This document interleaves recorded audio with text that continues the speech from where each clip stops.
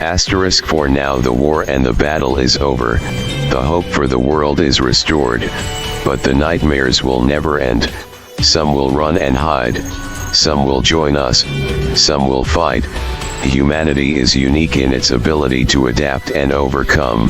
The very sun itself tried to throw its hammer at us and we won. When the nightmares come to play, the Vanjakis will be here to stay. Tell me, nightmares, what scares you? What monsters are you afraid of? Is it humanity? Is it our hope? Is it our pride? Is it our sin? Or is it the fact despite our sin we still have pride? My people have been the slavers, my people have been the slaves, my people have been the minority and the majority, my kind has ruled and has been ruled under, we are the governed and the ungovernable, the kings and the rebels, we are both the good and the evil. My kind has committed to wholesale slaughter of others over nothing more than bad morals. But my people, my kind, my species, this human race will never stop growing. We are more than any other species to walk the universe. We will never die out. Not at the hands of an imposter or a freak of nature. You chose. You chose. You threw away your humanity, like I did mine a long time ago. This is my last audio log. The angels have finally forgave me. Hell Rider out. Asterisk. 1 year later. We are not ones for the likes of defeat, not in the darkness nor the blinding light. The Vanjakis cannot be vanquished. We can never be gone for good. The imposters will never rise again or dare to be kings. As war fades into the distant memory of corrupt fools and unopened tombs, the monsters will begin to perish one by one, filled with the fear and dread that makes them too afraid to scream, and as they lie awake at night in the shadows, the story of an impostor who set out to conquer will finish in blood, because you had no time to live and no time to say goodbye. You regretted having memories of the Vanjakis that you claimed to be. And now we have left the impostor to die. And yet on your grave in this blood-set desert land, your ash and soot that remains will never rise again. On this New Year's Day, the freedom from fear in the night will protect and defend the hopes and dreams of the people we protect. Once upon a time we were the innocent what could have been. Some of us were the devil's greatest smile. Some of us were holy men. The dreams and chaos we sowed are left upon broken skin. Some thought they were bulletproof when they were not, yet we still fought for those who hence to resist. Some thought we were taking over, but there will not be a new world order. Not from us and not from them, because I believe in you. The system believes in you. And no one will ever let us down. For the brothers we lost and the sisters we held may never be seen again. And thus we stay in motion and scream out the words that will never let us die. For their pain and their memory, the monsters do not belong here, not for sin or greed, but for the fates they closed, for the tabs they picked up, for those they took too soon and for those who did not go soon enough. We were the hearts of the used and abused. They claimed to have wanted a devil's choir, they carried out their will away from the fire, so we held strong in the hopes of resurrecting the light they feared, their separate control for love that took its toll. We all refused to let go, yet the saints and demons within us held strong. For that heartfelt battle cry among scars and a sleeping world we still had hope. We always prayed for morning and we did not let them die. On this new horizon the glory of war and the symbols that came as fire arose in the day and night. We sought out the revelation of a lifetime, for a cursed beast dared to make a sky with no stars. So we raised our flags up high and endured the troubled night. We let the shadows die, we lost fear in faith, and we lived out new lives of wisdom and spilled the blood of a beast that killed thy treason. They wanted to turn streets with broken bones and lost hopes.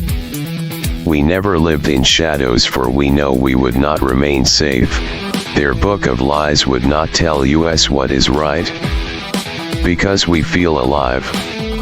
The system is alive.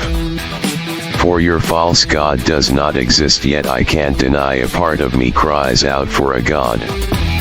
I will not forget how one life is over, a life that was wasted on tragedy and regret.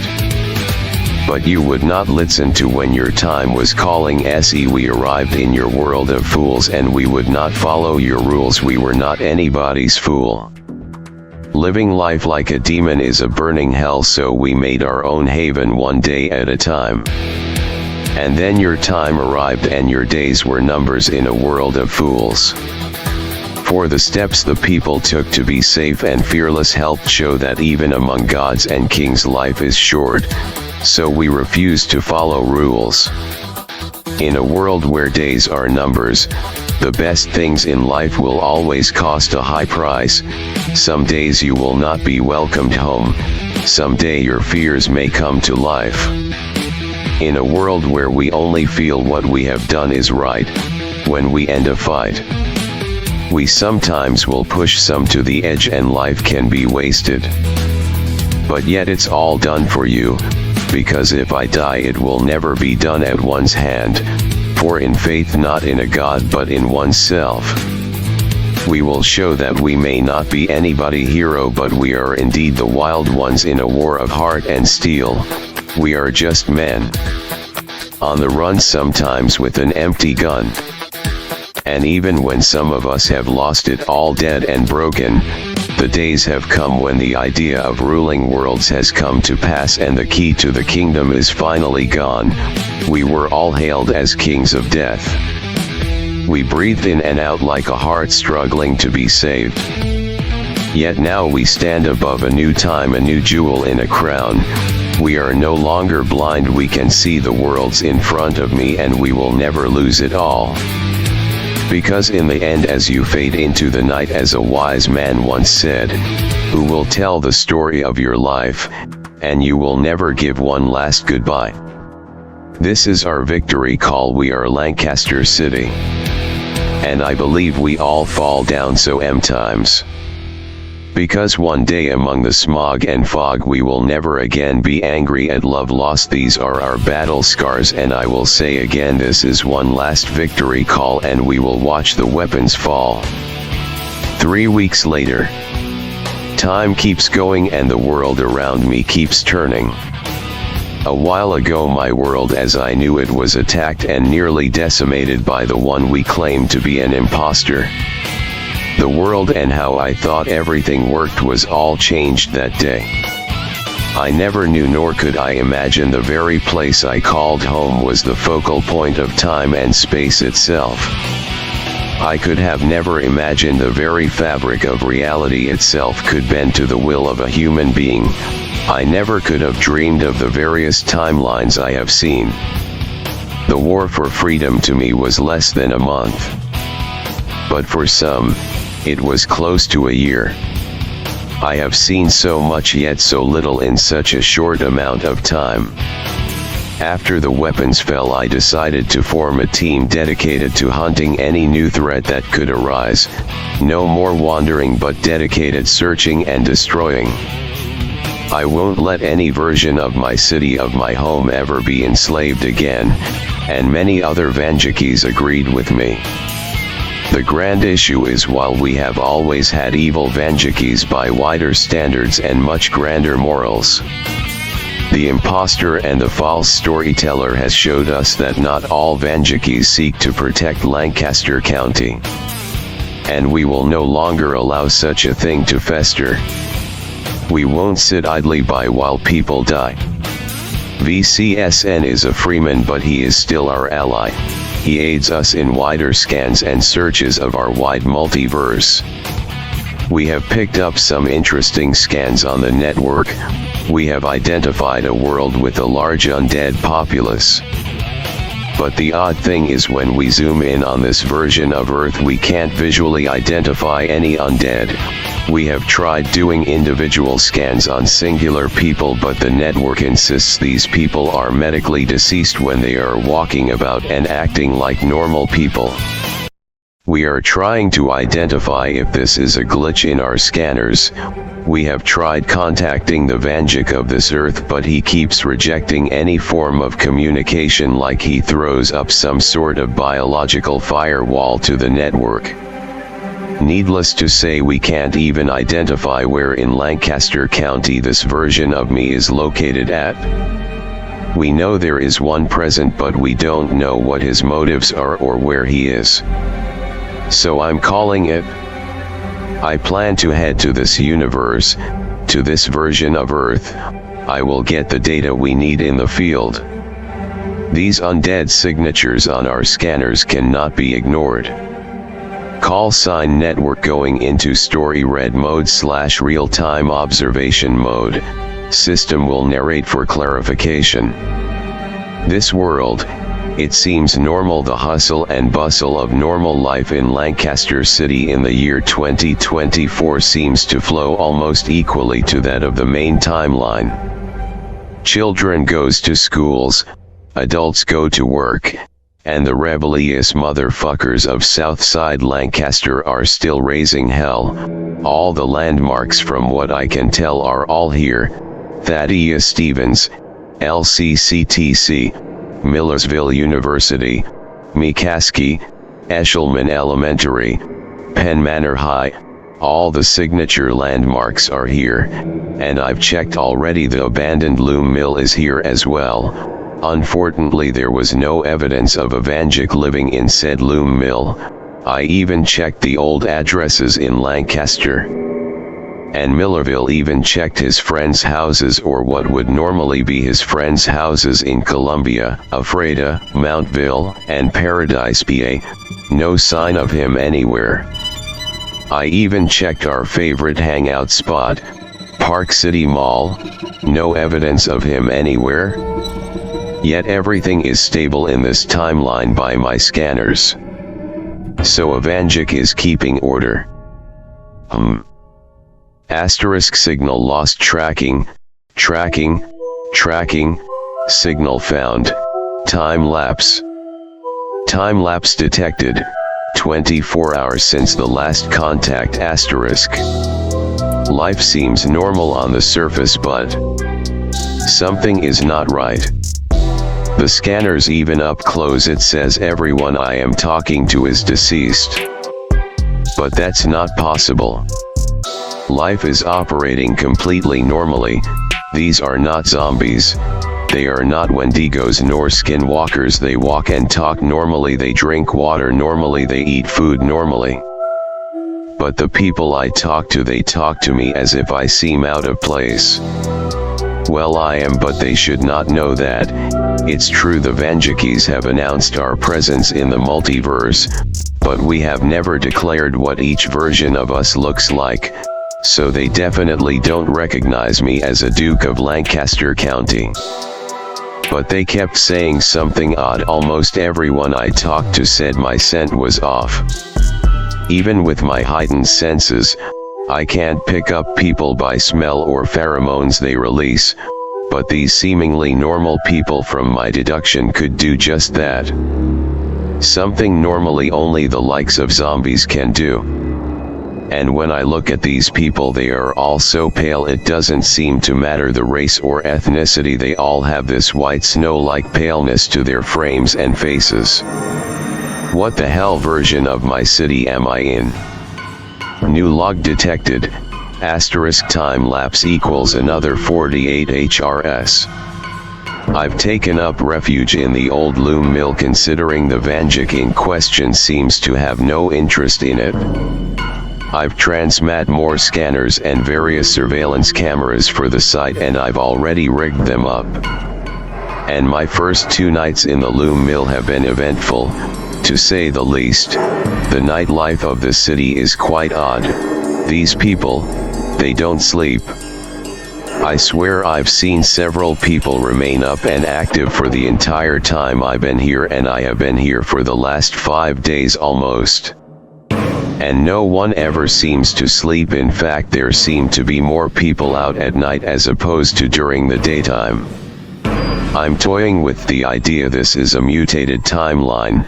It wouldn't be unusual for different timeline events as in the past to lead to humans evolving differently, and it's possible these humans I'm witnessing don't reach the same benchmarks for being alive as most examples do. That would explain why they are showing up as dead on the scans.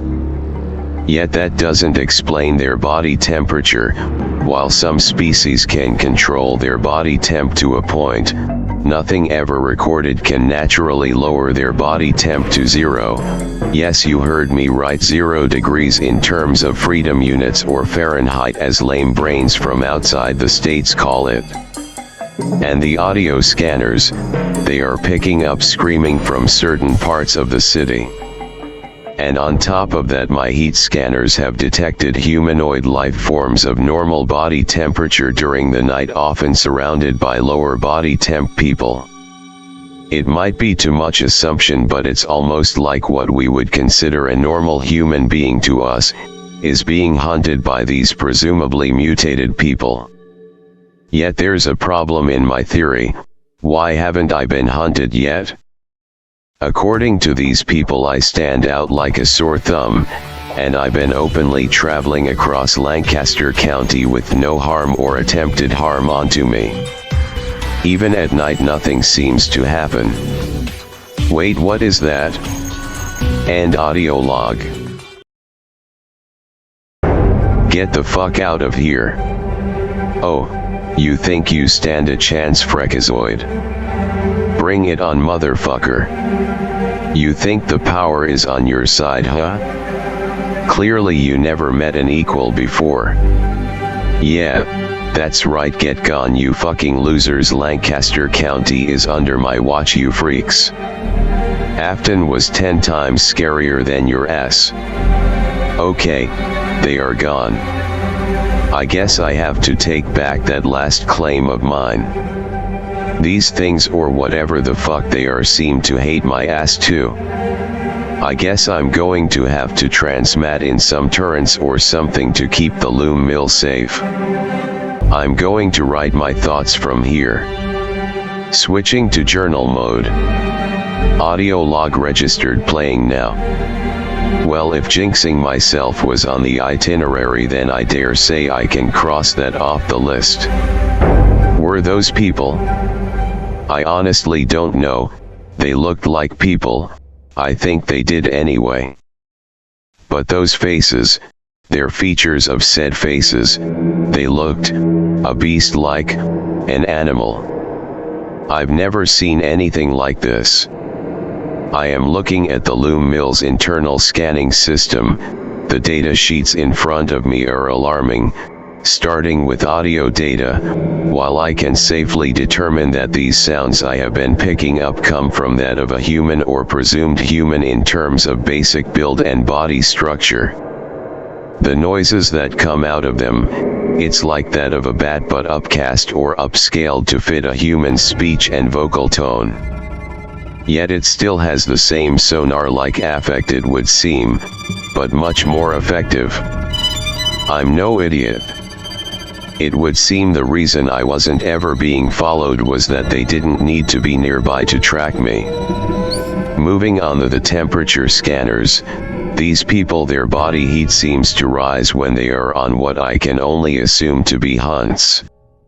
It is so small of a change though, their body temp only goes up to 20 degrees Fahrenheit. My only guess is these people need a very extreme minimum amount of body heat to process food and liquids properly. The facial scanners in the base show that when on the prowl, the physiology of these humans changes to that of a beast, most similar to that of a wolf or bear. Their jaws widen, and their teeth grow in size, the canine-like teeth. The teeth, God, those don't look like human teeth. It's like I'm staring at a shark maw with the fangs of that of a wild wolf, but enlarged to an almost horrific degree. Further examination shows there is a split in the jaw and cheeks, presumably for bigger bites. Meanwhile, the X-ray cams indicate that the bone structure is hardened considerably, like imagine an obsidian stone covered in diamond and then encased into metal. That's the type of density and hardening we are talking about. They were shrugging off my bullets like I was attacking them with a measly knife, and this is why. Furthermore, moving to the tissue scanners indicates their flesh is next to useless. It's like the atoms that form a mass are next to non-existent, like the very skin and flesh in their bodies are dead. Just like the call sign network told us initially. I'm honestly dumbfounded. This is not undeath. These humans match none of the undead in our database, and we have faced a wide variety. It's like I'm staring at the literal definition of a living dead girl, for crying out loud. Living people in mutated medically deceased bodies. Or is this even a mutation? Are these even humans? What are these things? I'll be honest, it would be one thing if these were necromorphic, it would be one thing if these were zombies. Yet they aren't anything in our database. These things are new. But even more concerning is the fact they seem to hunt normal humans, and they only attack at night. Where the hell is Vanjik at? Where is the Duke? Why has he let his version of Lancaster be invaded and changed into these freaks? These can't be the true people of Lancaster City. What the hell kind of timeline am I in? A world of living dead people, a world of blood.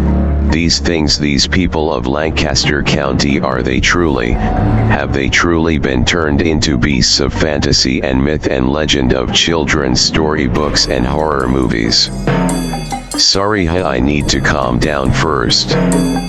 I have never had the people of Lancaster or these presumed people of Lancaster attack me before. That's a new one. So much for being the hometown hero. Being a duke won't do me any favors. There are no allies in this world, no fellow people of the city to lend a helping hand. Or maybe, just maybe, I do have some allies. It's not a certainty, but in some undead versions of Lancaster, as other Vanjikis tell me, there is a group that has a chance to form. This group is known as Night Watch. The original Night Watch of the FEV, or Forced Evolutionary Virus timeline, would come together to aid the Duke of Lancaster County to fight off the zombies of their world. Zombies that only came out during the night. Damn it, it's daytime. No wonder they ran off. Why do they need it to be night to hunt? That's another mystery for later. I'll need to set up more infrared and heat scanners. My best chance at finding a night watch is in the moonlight. It will be dangerous.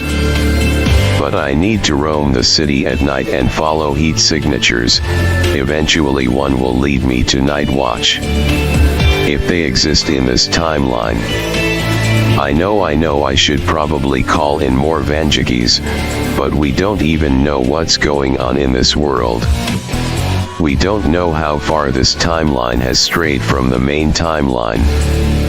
I can't even say for certainty if this is a core or divergent timeline, nor can I confirm how old this timeline is. I can't risk causing a calamity event yet. It's still too dangerous to have more than 2 or 3 Vanjikis in one county, and I can't even confirm if the Duke of the city is alive or not. I'm already putting this timeline in more danger by being here. This is not my history to alter. Yet if human lives are on the line and there are people, normal people, still alive in this timeline in my city, no matter the version, then it's my job to fight for humanity. I don't care if there is as little as one normal human alive in this version of Lancaster. I will fight for the safety of that person if that is what it comes to. I don't care what these things are. I don't care if they inhabit my county. They are not the people of Lancaster. In fact, I don't care if they have taken over the whole world. I don't care if this planet is theirs. I can tell from the evidence, they killed and slaughtered humans to get to this point.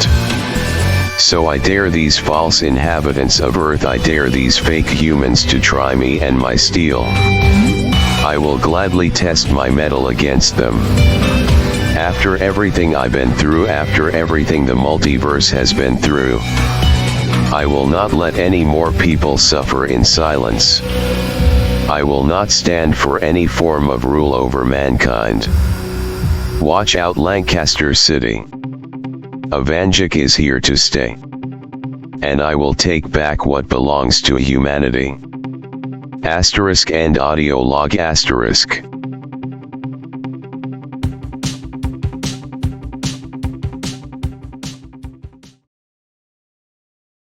Begin story read mode 3 nights later. It's been several days and no sign of Night Watch. The heat signatures I have been tracking is leading to constant dead ends. All I've found is freshly killed corpses and blood trails. I'm just not fast enough to get to the living before these freaks do. I guess I can add enhanced speed and strength to their list of abilities. Fighting these things is going to be tricky. Even the bio-androids fell to our bullets. These things don't. It's like you're fighting thin air with the density of a 20-ton lead block. If Night Watch did exist in this timeline, I don't think they survived for very long. Switching to story narration mode. Wait, my scanners are showing. What in the fuck? Why did the monsters just clear out?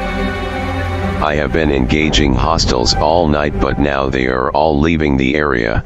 Why is that? Because it's out of respect, Vanjik. You wouldn't want to anger the king of the county. Who the hell are you? Lancaster never will have a king as long as I'm around. Oh, that's a flash to the past. Tell me, isn't the better question, who are we? Johnny.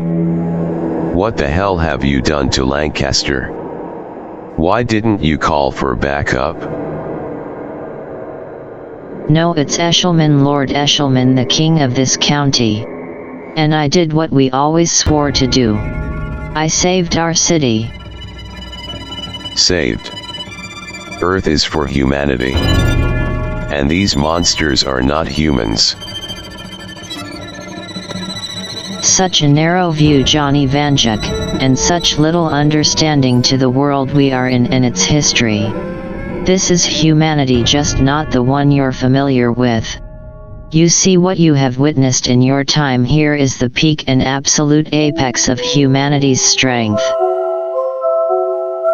Regardless of whether you are a Vanjik or an Eshelman, we both know history is just yesterday's justification for tomorrow's war. But regardless, let's get this over with. Tell me the history. Tell me? Don't you ever grow out of your war-based mindset, Vanjik? Well, you see, back in the beginning when man first learned to stand, there was a clear divide in the features and traits of mankind. A lot looked like you, normal, human, but then a great deal was different. We never could explain how, we just knew that something up above or down below blessed us. When the sun would descend, we would change. Our ability to hunt and fight, it increased dramatically.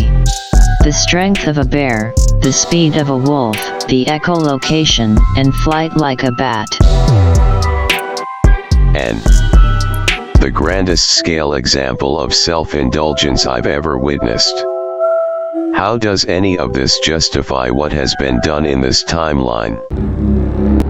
Justification is killing me, but killing isn't justified.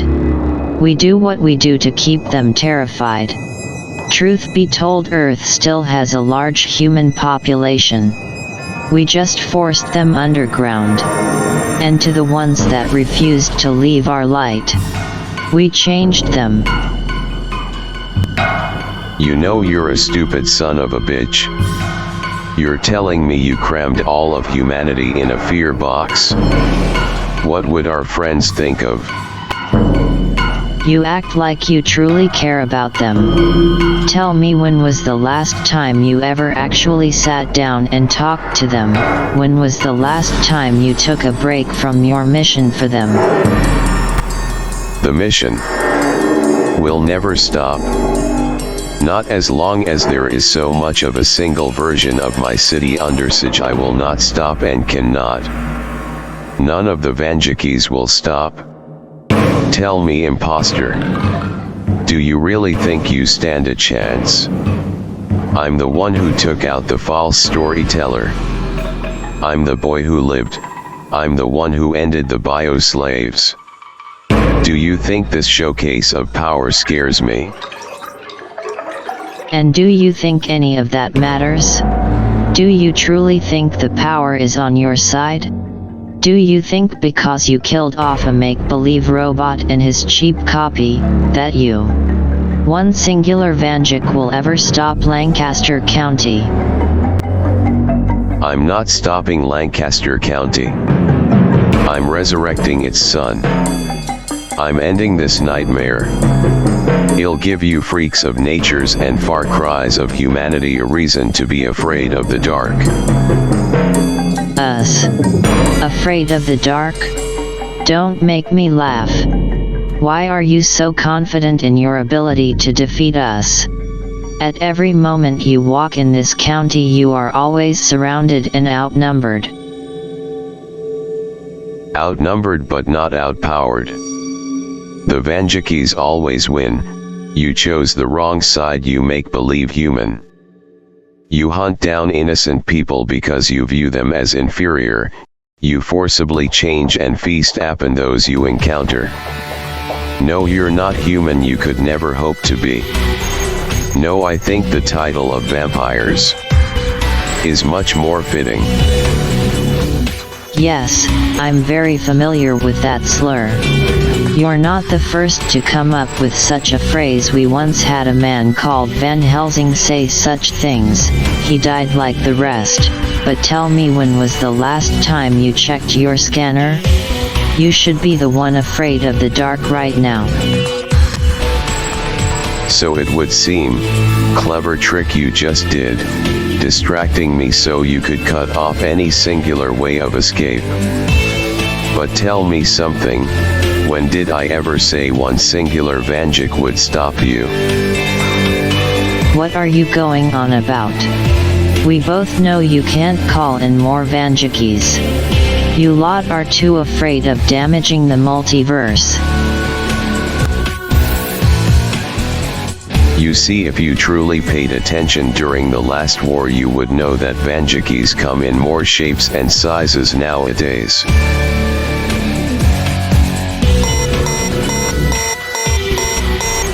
Caution, approximately 5 seconds remain until impact. 5, 4, 3, 2, 1. Warning, warning, warning, warning.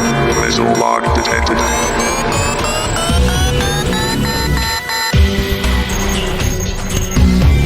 What in the fuck are you freaks?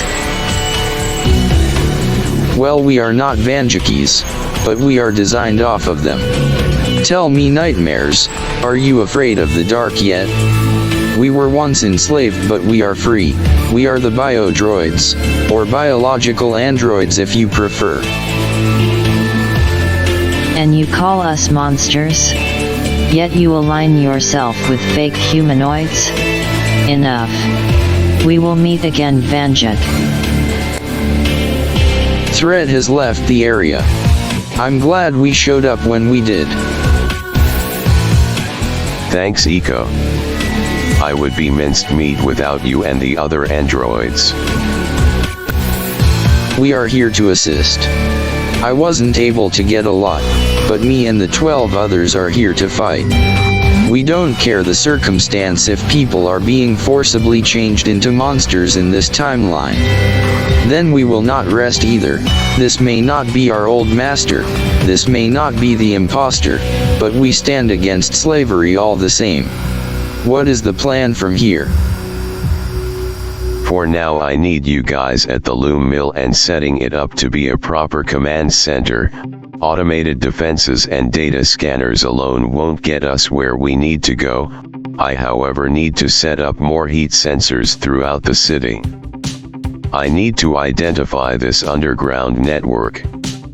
It's possible Night Watch does not exist, but it's clear a large resistance of some kind does.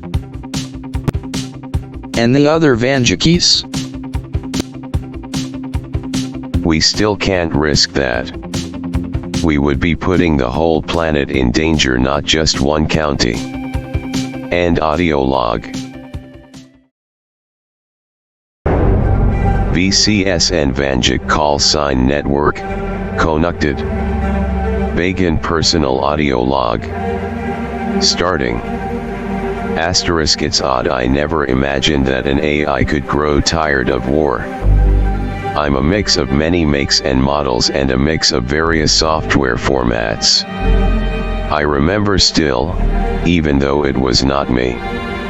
I still feel the pain that imposter went through. After all, once upon a time that monster inhabited this same shell. And I also still carry the memory and spare code of ZAXX or ZAXX. Another sacrifice made to save the day.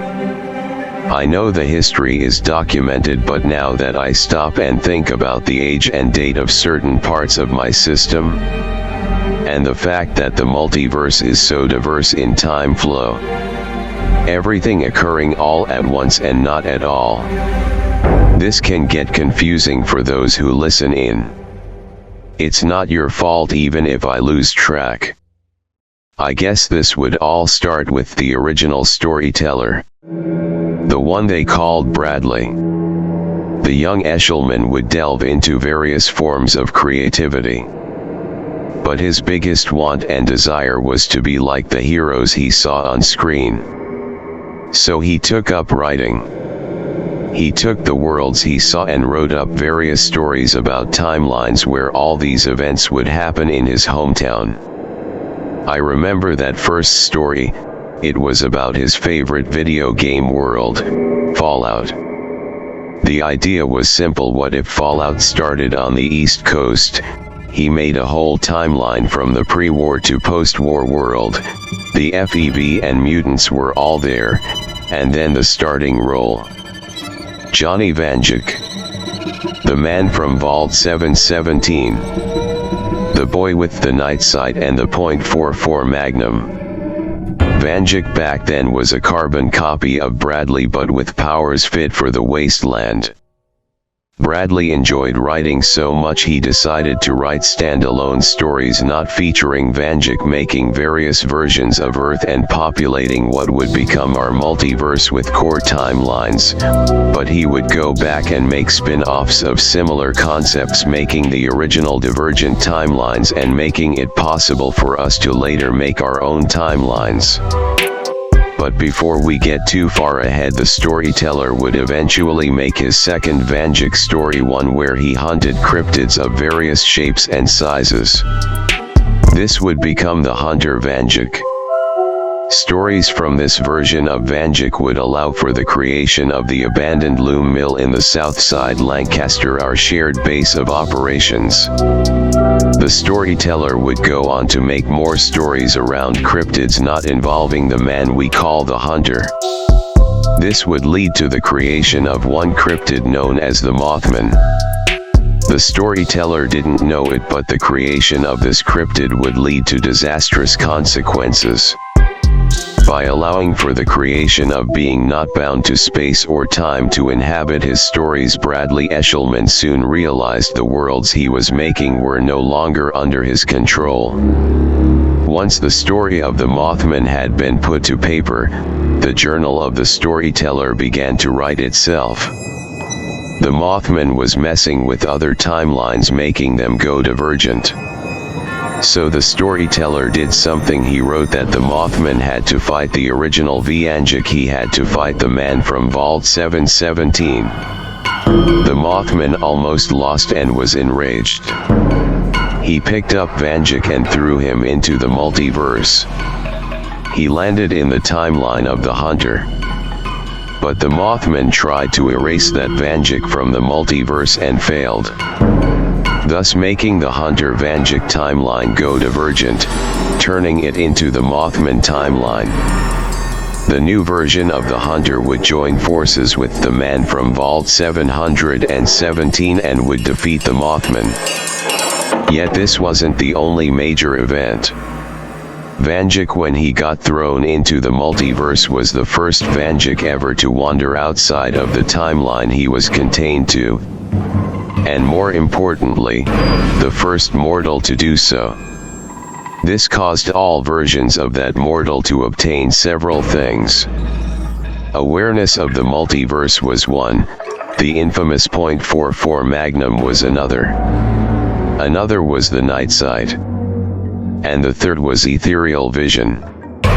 The ability to see through the multiverse. But the final thing is the fact certain items of theirs would become imbued with the energy of the multiverse. This would later become a small part of what I am today. This was the start of the call signs. But more importantly, these events would cause the storyteller to see his storybook were much more. His newfound awareness of the existence of the multiverse caused him to understand he wasn't just writing stories. He understood that his journal wasn't haunted by some myth. He now knew he was writing stories using the lives of others as materials, no different than a painter's ink and brush. But he knew what he had done was also far too much. He made the multiverse bleed. He never knew he had powers. He never knew other Vandukes had powers. He never even knew all versions of Bradley were destined to become Johnny Vanjik. He tried to stem the tide. He tried to give the Vanjikis the edge. It was not enough. The multiverse kept bleeding. More divergent timelines kept getting made left and right. All because of that one cryptid. The Mothman can't be defeated, he can't truly be killed. And although the Vandukes put an end to his games, that would cause these new timelines and monsters that we fight. And then among all the chaos, the storyteller realized one thing. If he could influence these worlds by writing in his journal, then the other worlds could influence his. So he took bigger gambles. He kept writing in stronger and stronger versions of the Vandukes. Yet that wouldn't solve much. One man could not manage a whole multiverse. But a whole group could. That's when Bradley made a bold plan. He needed to establish a reason for all Vandukes to work together to stop the multiversal bleeding, to stop all the monsters.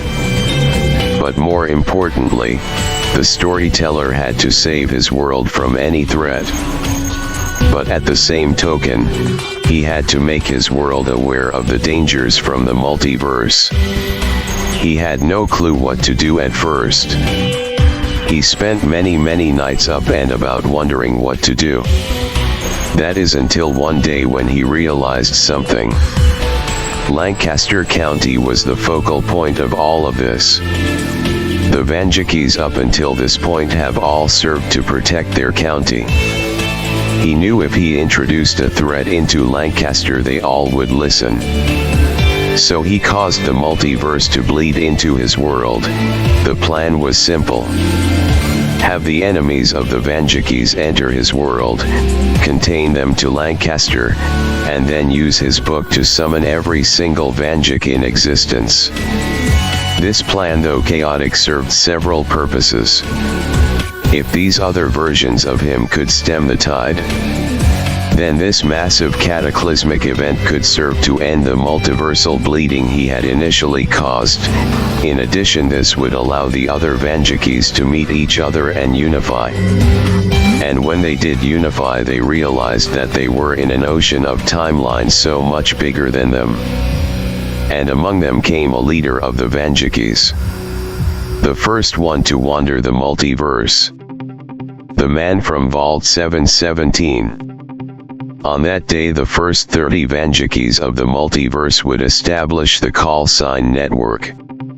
A system that would search, identify, monitor, and allow Vanjikis to contact one another. But back in the main timeline, while the storyteller's plan was a great success, he still had one thing left to do. He still had to serve the role of a Vanjik. He had to safeguard his timeline. So he took pen to paper for the last time. He established cloaking tech to hide his timeline, and he then separated himself and his world from the rest of the multiverse. He wrote himself and his world to not exist within the multiverse. It would have been a happy ending. It could have been. After all this, the call sign network would go on to identify over a Google number of Vanjikis. All was going well until they realized the system needed a new home, a place where they could set up a large main base for monitoring the Mullerths. That's when the man from the vault found me. But it was me long before it was the me of today. They found a system that was placed in a timeline that was found on accident, by sheer dumb luck if you will. In that timeline, they found the world was dead and gone. But the loom mill remained, and inside was what you see in front of you today. It was a machine made to tell the stories of the multiverse and broadcast them into said multiverse to various versions of Earth. They integrated the Vanjik call sign network into the system. They could have never guessed the machine's true origins. When the storyteller left, he failed to realize that the multiverse would always need a main timeline, so when he took his away, an almost exact copy would form in its place. But we could have never known that this timeline was now divergent. The new timeline formed with no storyteller to help control it, so many events happened out of sequence. The cloaking tech was in place, but he, the storyteller in this timeline, never separated his timeline. So when the monsters wanted revenge for the first multiversal war, they stampeded him. He never stood a chance. They destroyed Earth. They then took the storyteller and crammed him into the machine you see today. And when the Vandukes would find this timeline and this machine, when they plugged me in, when they hooked me up and installed me, this thing would be set free. And he would go on to cause the greatest calamity we have ever seen as Vanjikis. And there was no storyteller on our side anymore. This thing we set free would go on to become the imposter.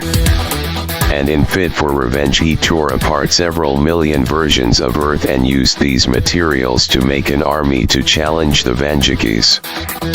And then, to make matters worse, he has the help of another. You see, the multiverse will always need a main timeline, and with the one we are in destroyed, well, a new one formed, and with it a new storyteller, but this time the imposter saved him. Thus putting this now false storyteller in alliance with the imposter. And with it we were put on the back foot for the first time in our lives.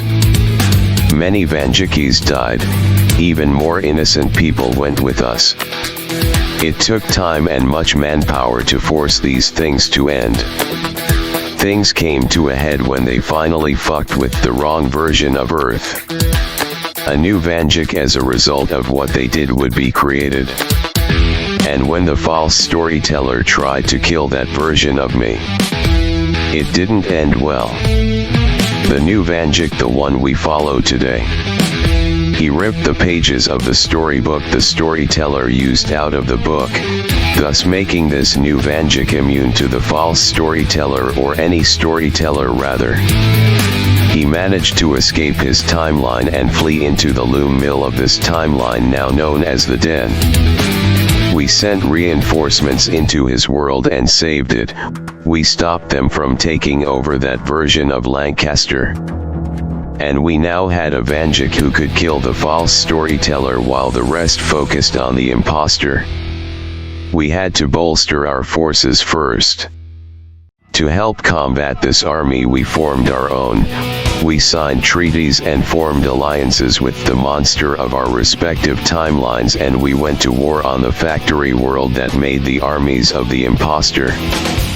And after much bloodshed, we killed him and the false storyteller.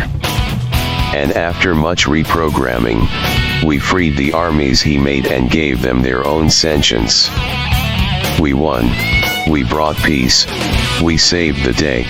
We watched the weapons fall. And then that brings us to today. These new monsters, these damn vampires. They have forcibly changed humanity and enslaved the whole planet. If they think we will fall after we have lost so much and fought the penultimate threat of all time, then they are wrong. We will not fall, not ever again. I don't know who this vampire lord thinks he is. And I don't care if has the powers of a Vanjik on top of the powers of a vampire. He will fall like the rest of the bastards who dared harm our county. This is our home and we will always protect it. We are the Dukes of Lancaster County. End audio log.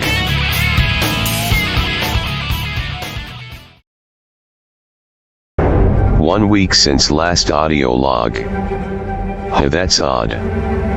I know this isn't exactly a war yet and a lot of time needs to be spent gathering intel. But I don't like the silence. The call sign of the Vanjik of the false timeline is still on the move and it's still sending basic data updates, but I need more than that. I agreed to wait until we knew for sure if other Vandukes would be needed or not. And I'm getting tired of waiting. We are on the war front against the likes of mutated humans. These vampires are dangerous and are well coordinated if they took over a whole planet. I'm not confident one Vanjik and a series of bio-androids will be enough. And my .44 Magnum and trigger finger are itching to fill some freaks full of lead and steel. But then again, who even says I have to wait? I'm not part of the task force the Vanjik of the false timeline made.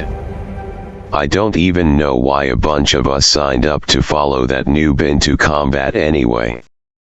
Then again, can I alone at such a young age in the multiverse make a call that affects the lives of an entire planet that isn't even mine? But considering the current implications, would that even matter? This world, this planet in question is already enslaved. It's not like we can make things worse. This blood meridian we find ourselves viewing upon has no interest in becoming any less of a focal point. It becomes evident as days pass and more blood of the innocent is spilled, that these beasts of man and myth alike have no due cause to justify Thou's treason on mankind. For while I don't doubt that the humans of this world know sin, the sin they could have committed in comparison to the utter abandonment of mankind on behalf of the monsters of this world does not go lost on me. No possible or presumed sin justifies the treason upon the master species. No other species other than mankind has built up Earth like we have. No other planet in the known multiverse has survived and endured like ours. Any feasible competition is left in rot and ruin. Sometimes for a just cause, other times just because we felt like it needed done. For even on my Earth in the years of early evolution we had our spin-offs of mankind.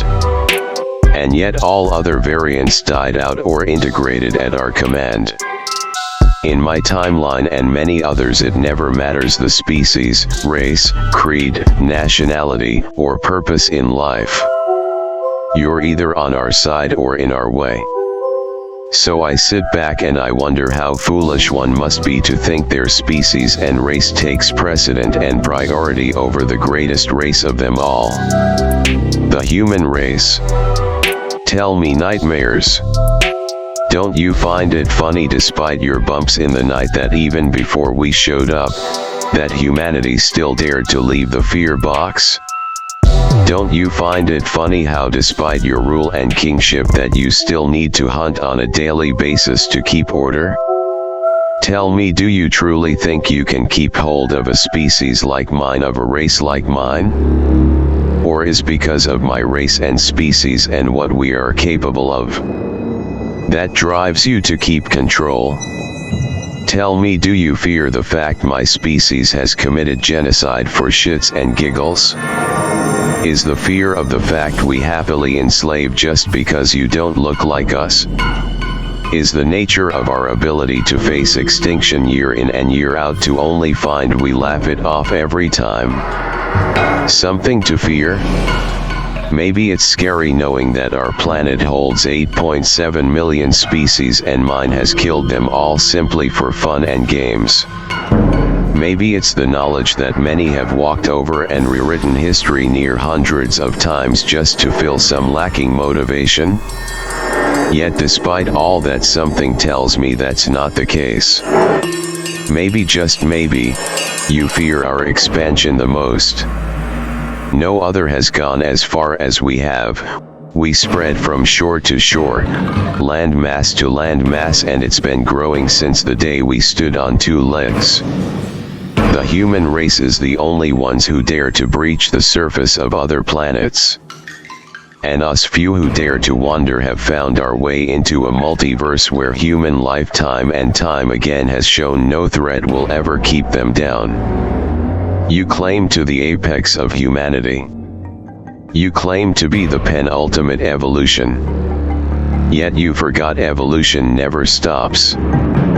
Vanjakis were the first to step beyond. How long until the rest try to breach the multiverse?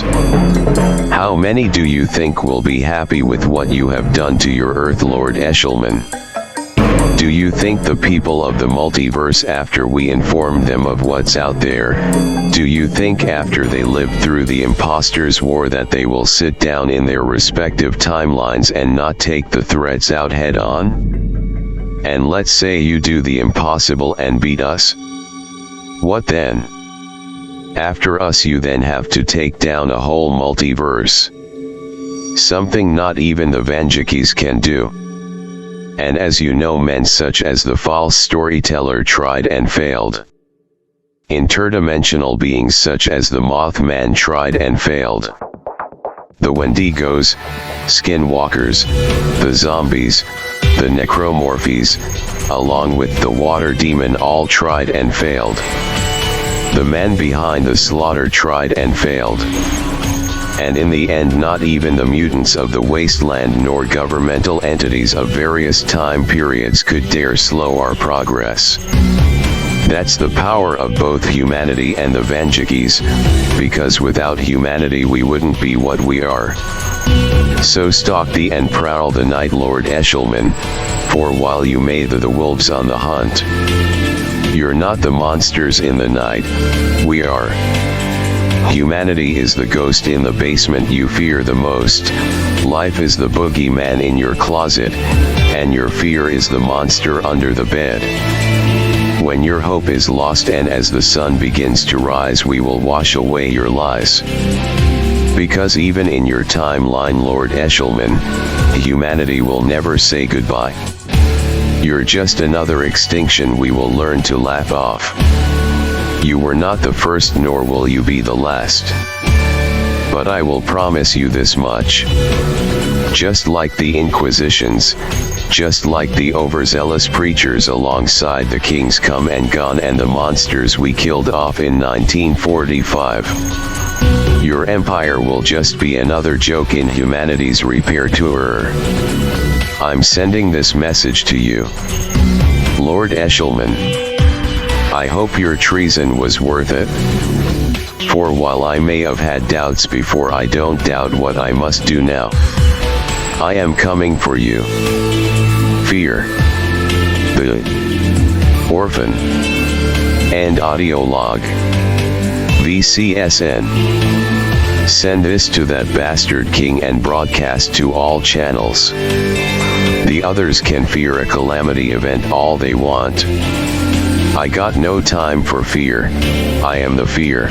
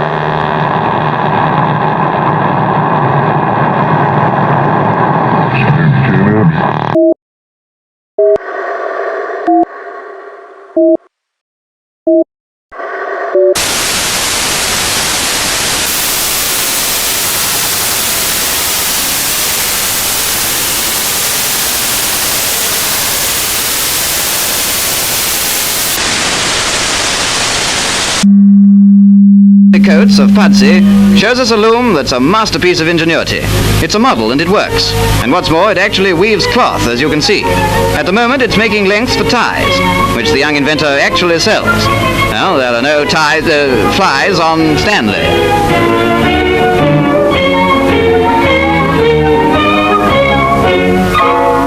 Young Stan works all day in a mill, spends his nights at a technical school, and yet has found time to build his model loom in 9 months.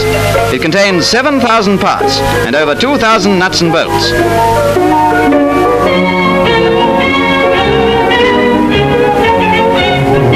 This side view shows how smoothly and efficiently the model works. And if it isn't material for thought, well, as well as for ties, we don't know what is. Yes, there's a big future in store for young Stanley. So we come finally to that famous radio and variety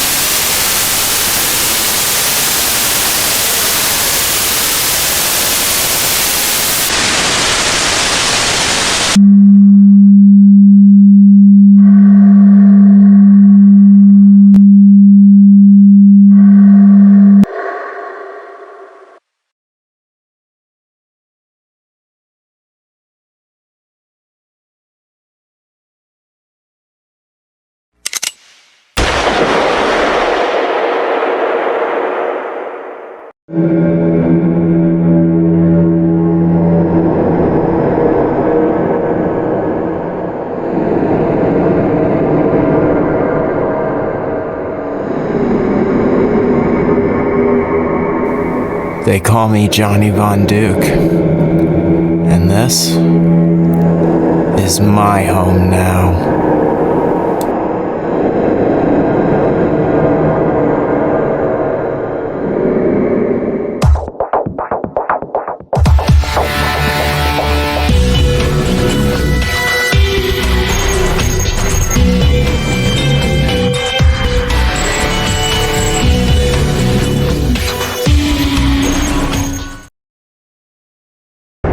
New audio log detected. Time since last audio log. 2 weeks. Playing now. I have ran into the young gunslinger known as the Orphan in the time since my last log. I can't say I'm shocked. That damn kid is among the boldest of us, I'll give him that. You know, if that Count jackass thought I was a problem, he hasn't seen the warpaths that kid can carve. He has only been here a week and already the news is going off about this Rouge teen who is going on a murder spree. And don't even ask me what he does to kill those things. From personal experience, it takes hours to kill just one vampire. And they more likely than not get away before you can kill them. But then again, considering that kid grew up fighting killer robots, it's not shocking that he has taken up torturing vampires when the sun goes down. And to think he doesn't even have a unique power set, the Orphan only needs his gun and wits. He has come a long way since the days of his timeline. And yet that's the kicker, isn't it? The Orphan who can never go back to his place and time. Forced to adopt a divergent timeline as his own. No doubt there is still rage in that kid from the war still left over. That war did a number on all of us. Lots of Vanjikis and their timelines are left in ruin to never be saved. That imposter did a lot of damage. Time flow in the multiverse was already messed up, but that war, I dare say it broke the very laws that hold time together. We used to need to repeat events to keep time stable. And while we can still go forwards and backward in time, ever since that damn false storyteller did what he did, Vanjikis and our actions no longer dignify nor determine the outcome of events. We have to fight harder and faster than ever, but wiser as well. In a way, the false storyteller and the imposter achieved their goal. While they didn't wipe us out, they did succeed in making sure we were no longer the linchpin of the multiverse. By creating a war that occurred in every point and time in every known universe, by involving so many different groups and factions, by involving so many people, by inserting a divergent event that affected the whole multiverse.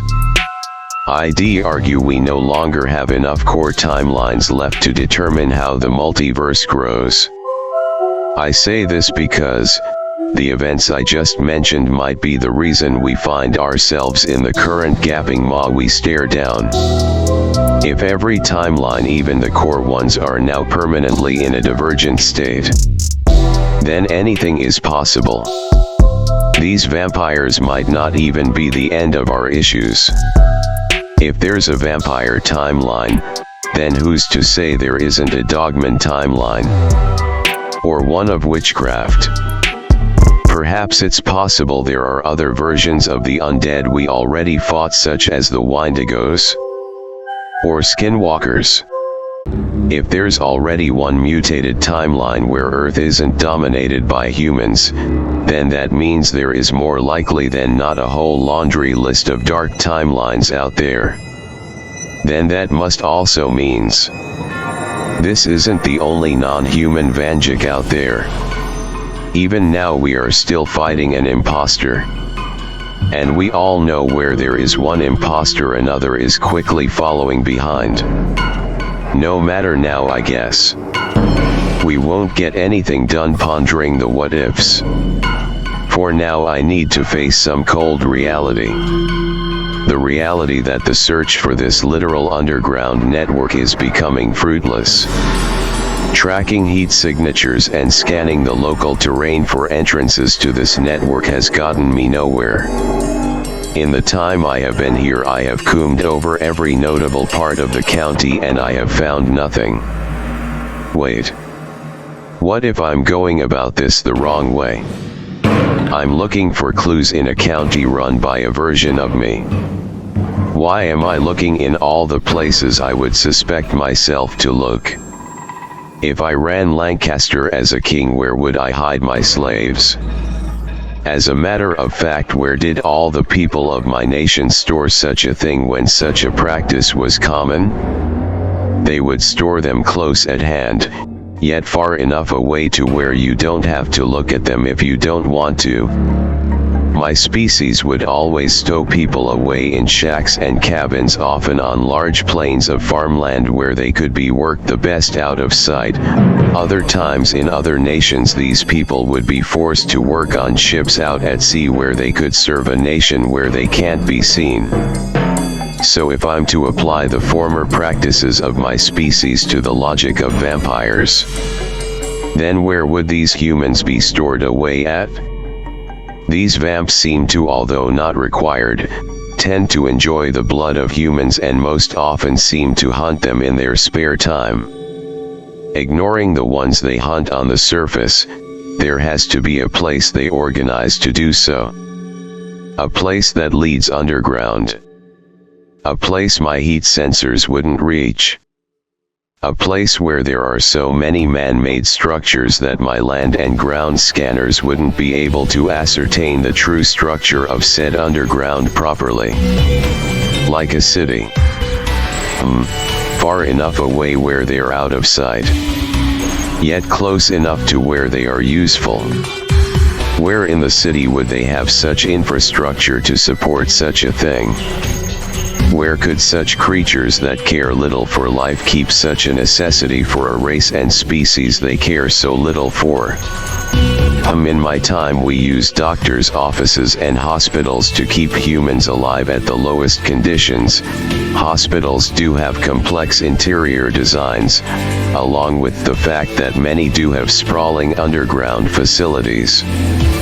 Actually, now that I think about it, Lancaster General Hospital is still in this timeline. Okay, it's just a theory. But let's find out. Contacting Loom Mill. Eco. Do you read me? Yes, I read you loud and clear. Do you need field assistance? No, tonight has been quiet, but I need some data. Can you give me the number of 911 calls throughout the day? From there I need to know how many of those are medical emergencies, and from there I need to know how many people are sent to Lancaster General Hospital. Can you hack the system? That's an easy one. I'd figure you would have more faith in me, Vanjik. After all, I used to be hacker unit during the war. It seems like 911 is underutilized in this timeline. It seems like less than 100 calls are made in a day. Most are for fire, lots of small house fires mostly. Some are for police, most are currently referring to sightings of our orphaned friend. That's odd, there's no calls for medical. I'm going to do a deeper search. Actually, there has been no medical calls for the past half year according to the records I have. Why do they need a hospital if no one needs to use it? That's what I want to know. Thanks, Eco. So we have a city full of vampires, which a central hospital that is seemingly empty. A hospital with life-saving equipment for people who don't need it? Or rather, we have a fear box filled with equipment used to keep slaves alive. A place where they are close enough to be useful, yet far enough to be out of sight. Tell me, nightmares. Are you ready for me? Because I am coming for you. Me and the orphan are coming for you. End audio log.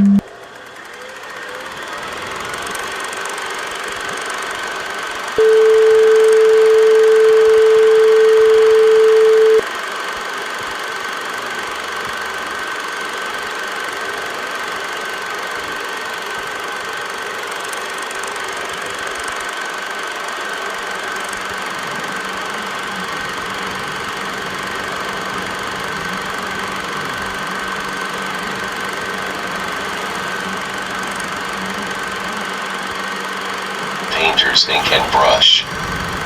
But he knew what he had done was also far too much. He made the multiverse bleed. He never knew he had powers. He never knew other Van Dukes had.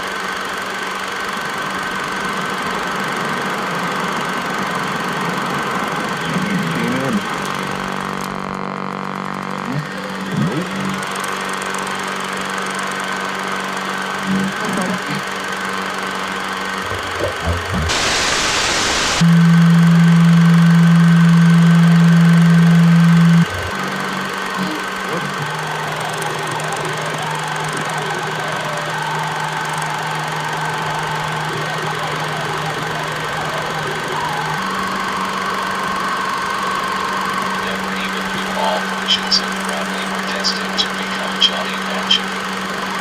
He tried to stem the tide. He tried to give the Vanchukies the edge.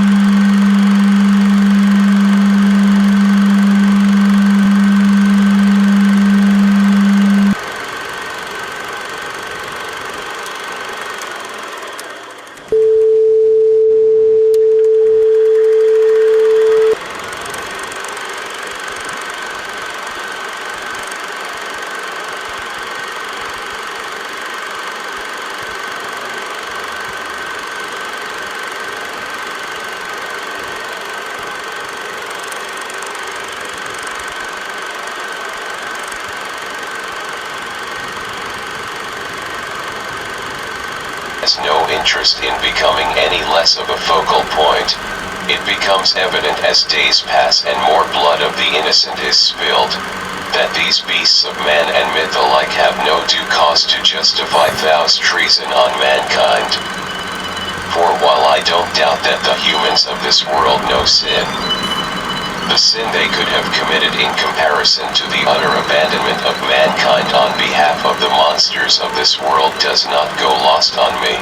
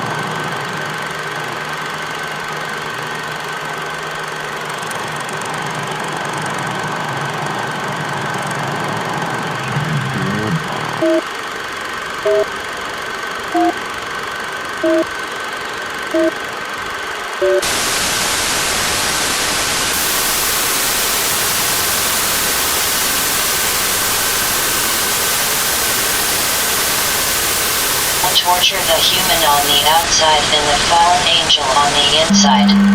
You call yourself a spirit of vengeance, the man always running from his devil in the hopes of a false haven. You but a lost kid in a body that never got to mature. The kid with the soul that is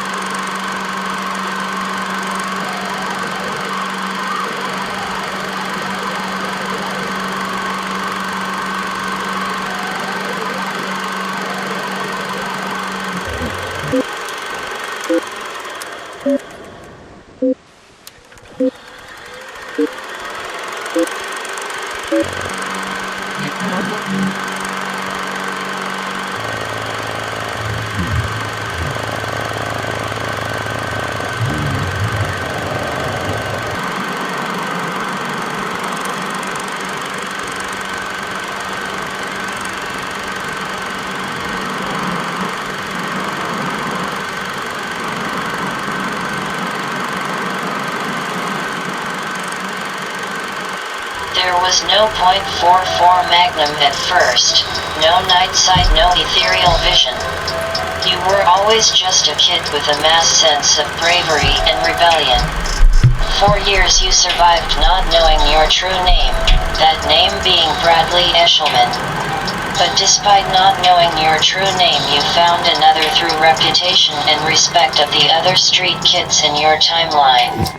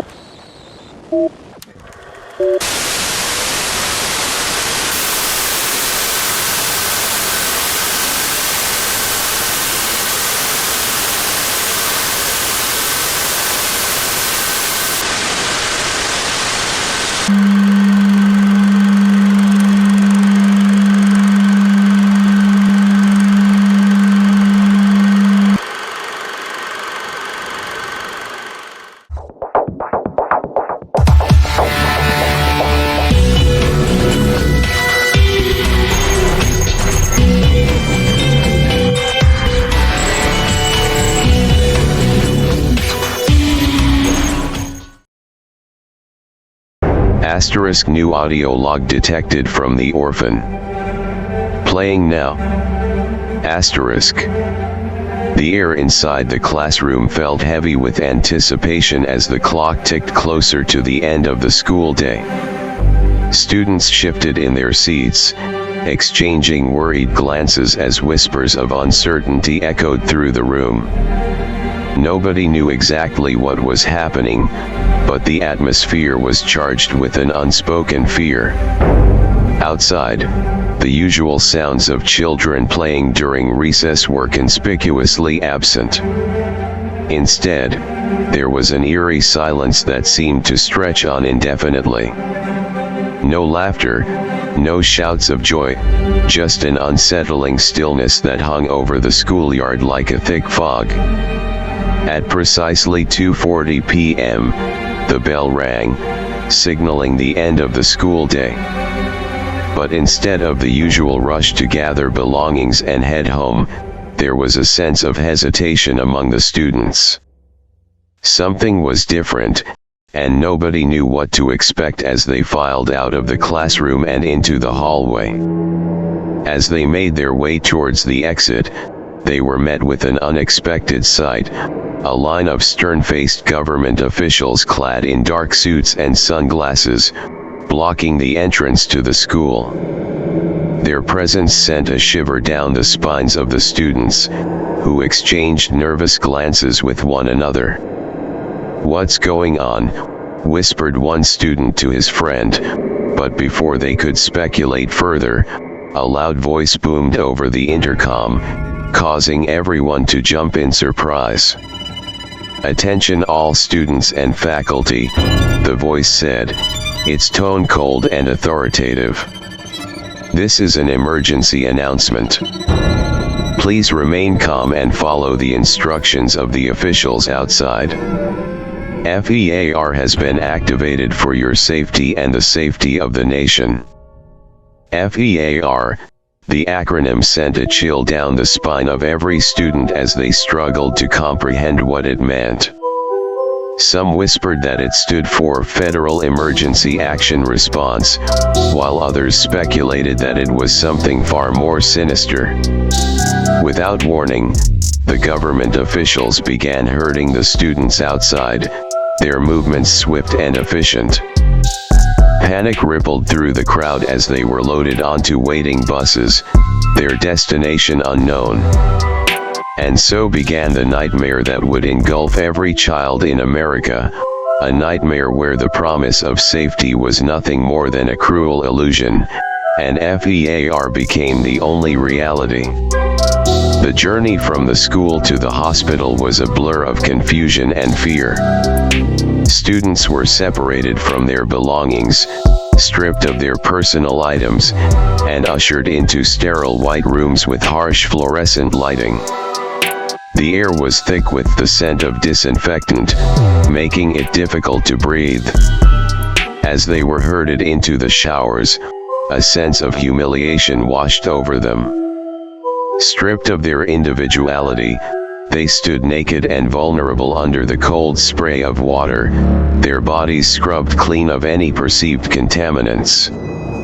There was no privacy, no dignity, only the relentless gaze of the government officials who watched over them with impassive eyes. Once deemed clean, they were issued identical black pants, the uniform of their captivity. There was no distinction between male and female, everyone was forced to wear the same nondescript clothing, a stark reminder of their collective loss of identity. For the women especially, the lack of underwear or shirts felt like a violation of their dignity. They huddled together, trying to shield themselves from prying eyes, but there was nowhere to hide in the sterile, impersonal environment of the hospital.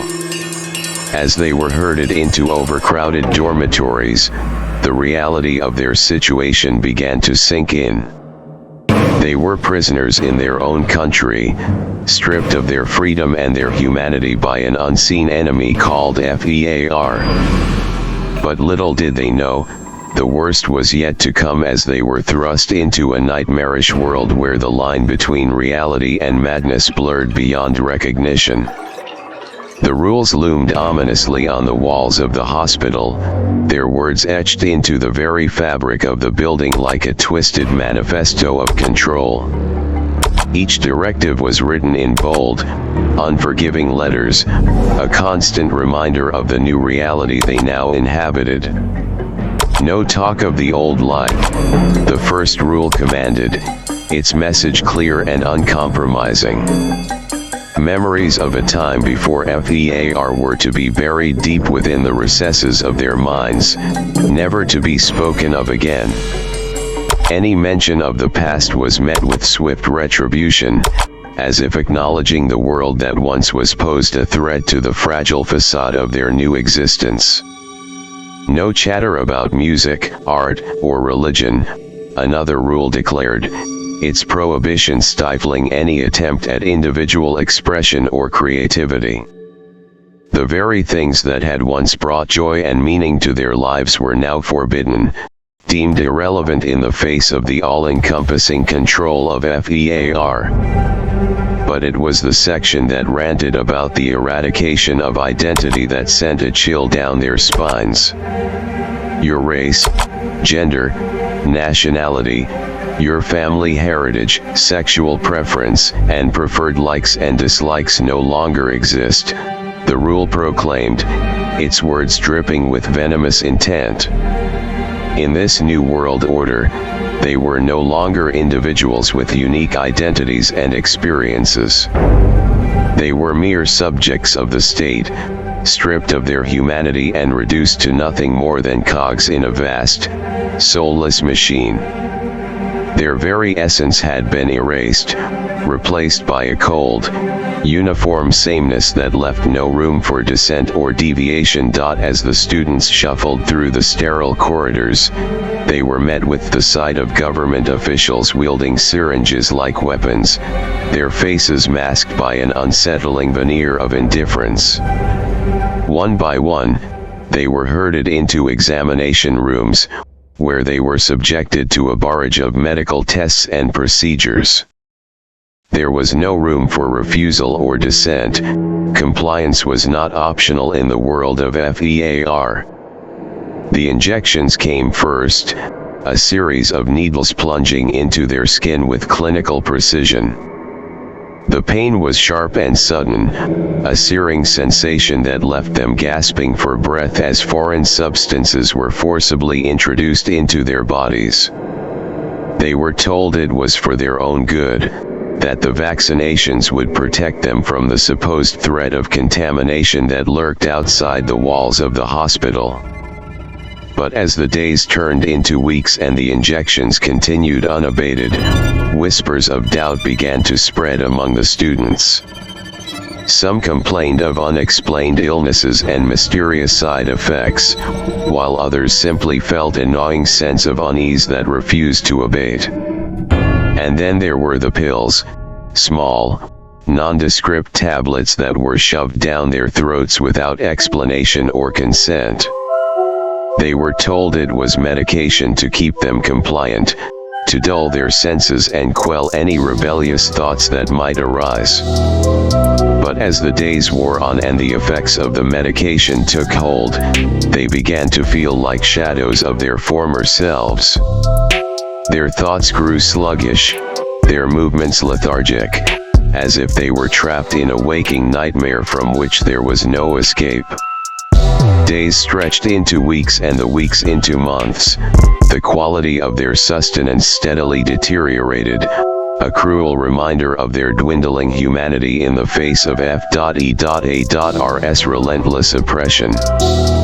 What had once been nourishing meals became bland and tasteless, devoid of nutrients and sustenance. The vegetables wilted and gray, the meat tough and riddled with gristle.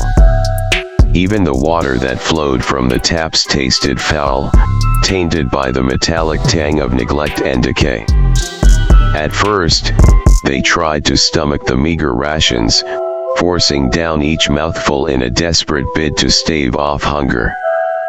But as the days wore on and their bodies weakened from malnutrition, even the most resilient among them began to succumb to the ravages of starvation.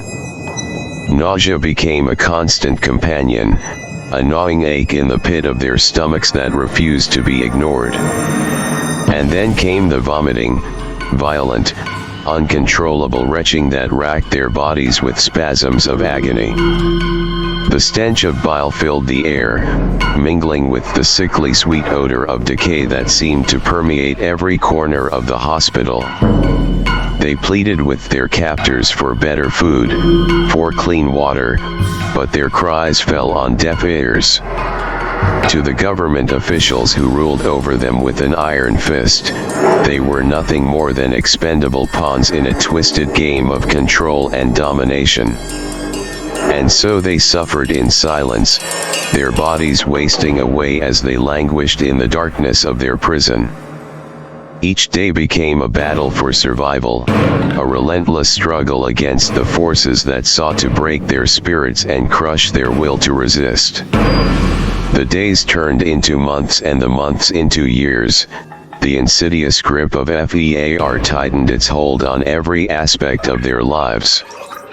No longer were they individuals with names and identities, they were mere numbers, cogs in the machine of oppression, stripped of their humanity and reduced to nothing more than digits on a page. Their names became relics of a bygone era, whispered memories of a time when they were free to choose their own destinies. Now, they were assigned numbers like cattle being branded for slaughter, each one a symbol of their subjugation to the will of their oppressors. Gone were the days when they could call each other by name, when they could laugh and joke and dream of a better future. Now, they were forced to refer to each other by their assigned numbers, the cold, impersonal labels serving as a constant reminder of their dehumanization. 30 years trapped in the suffocating confines of the FEAR boxes had transformed them into shadows of their former selves. What had once been youthful faces filled with hope and promise had now become hollow-eyed masks of despair, haunted by the specter of a future stolen from them. They had grown up within the cold, sterile walls of their prison, their childhood memories tainted by the oppressive atmosphere of fear and control. They had watched as their peers withered away, their bodies ravaged by malnutrition and sickness, until only a fraction remained to bear witness to the nightmare that had become their reality. For 30 years, they had toiled in the darkness, their days consumed by endless monotony and despair. The passage of time had become meaningless, measured not in days or weeks, but in the slow, agonizing descent into madness that seemed to stretch on for eternity. Their bodies had borne the scars of their captivity, emaciated frames, haunted eyes, and minds warped by the relentless onslaught of psychological torture. They had become prisoners of their own minds, trapped in a cycle of despair from which there seemed to be no escape. Swallowed up by the vast, yawning abyss of despair that threatened to consume them all.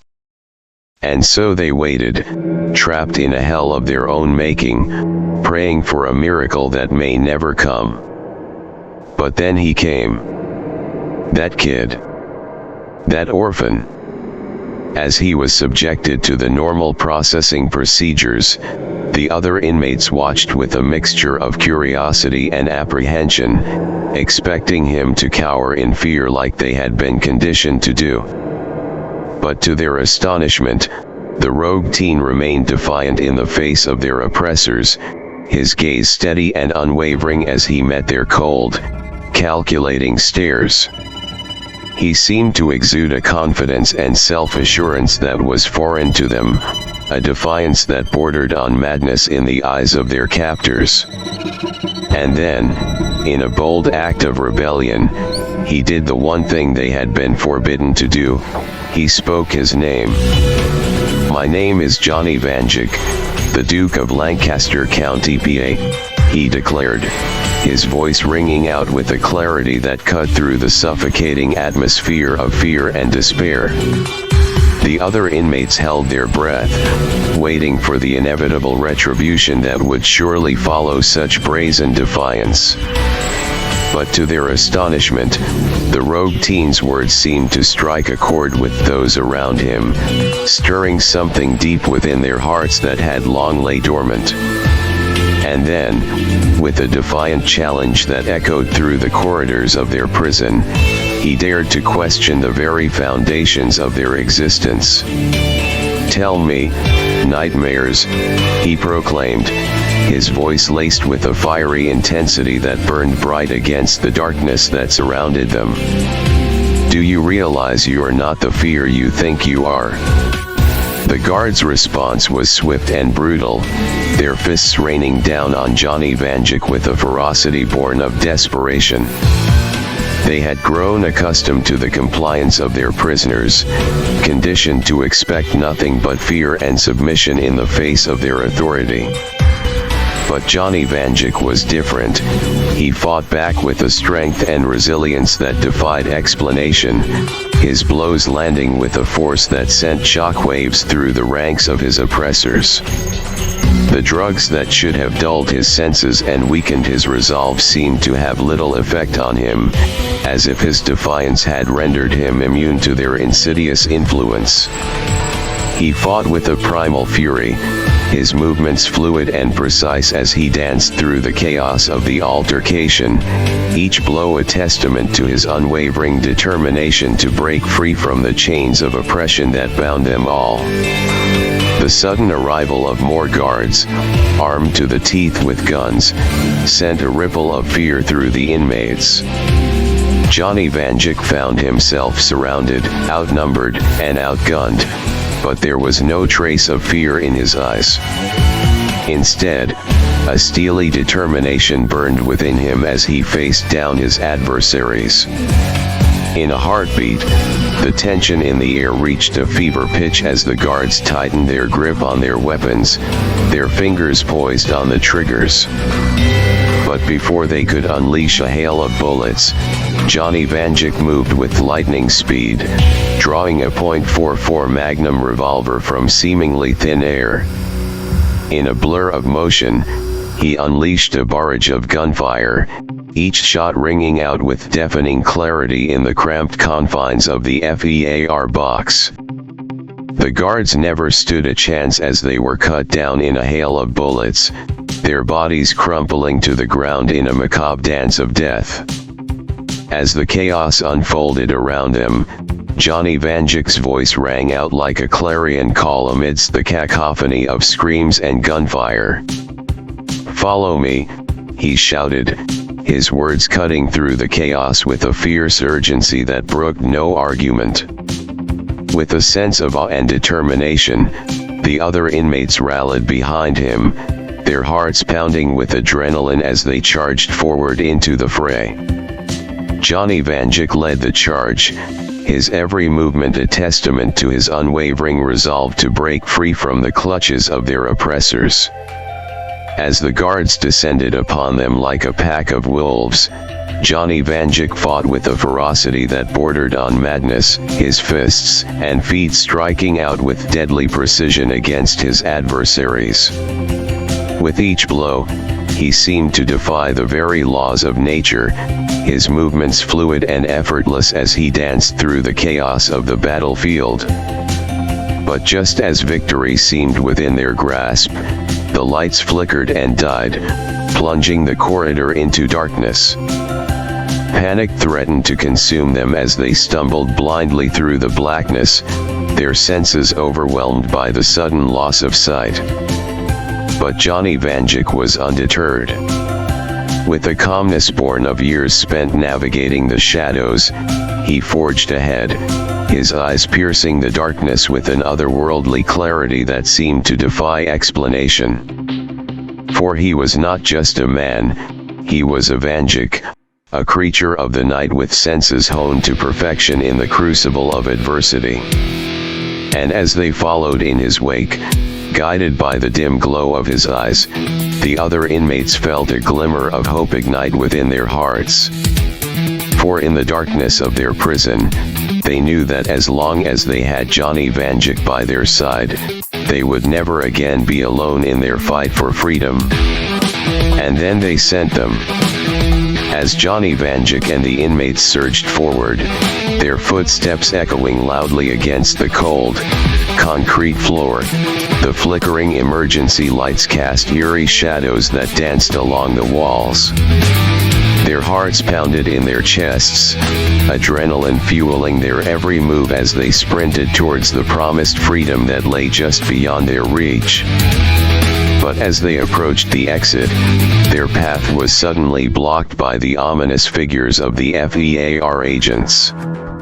Clad in black robes and wielding long scepters, they seemed to materialize from the shadows themselves, their presence suffocating in its intensity. Fear gripped the inmates as they realized they were trapped once more, their hopes of escape dashed against the unforgiving wall of their oppressors.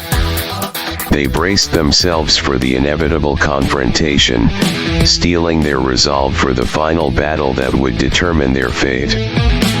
But just as despair threatened to consume them, a blinding light pierced the darkness, flooding the corridor with the golden glow of sunlight. From the doors leading to the outside, figures emerged, their faces illuminated by the radiant warmth of freedom. In an instant, the FEAR agents recoiled, their dark forms melting away into the shadows from whence they came. Like phantoms fading into the night, they vanished without a trace, leaving behind only a lingering sense of dread in their wake. As the inmates emerged into the light of day, they shielded their eyes against the brilliance of the sun, their hearts filled with a sense of wonder and disbelief. For in that moment, they knew that they had been given a second chance at life, a chance to reclaim their humanity and rebuild the world that had been torn apart by fear and oppression. And though they may never fully understand the mysteries of the world they now inhabited, they knew one thing for certain: as long as they stood together, they would never again be shackled by the chains of fear. For in the light of freedom, anything was possible, and the future was theirs to shape as they saw fit. With the taste of freedom sweet upon their lips, Johnny Vanjik and the liberated inmates basked in the warmth of the sunlight, their faces upturned to the azure sky above. The world lay before them, a vast expanse of possibilities waiting to be explored, and they were determined to seize it with both hands. Their journey was far from over, but for now, they reveled in the simple joy of feeling the sun's rays upon their skin, of breathing in the fresh air of freedom without fear or oppression. And as they looked out at the horizon, they knew that their fight was just beginning. With renewed purpose and determination, they vowed to raid more FEAR boxes, to liberate those still trapped within their suffocating confines and bring an end to the tyranny that had plagued their world for far too long. They would save this earth, one FEAR box at a time, until every last soul was free from the shackles of oppression. But for now, they would savor the moment, for in the midst of darkness, they had found light, and in the depths of despair, they had discovered hope. And as they stood together, united in their quest for freedom, they knew that nothing could stand in their way. End audio log. Fuck you, Lord Eshelman.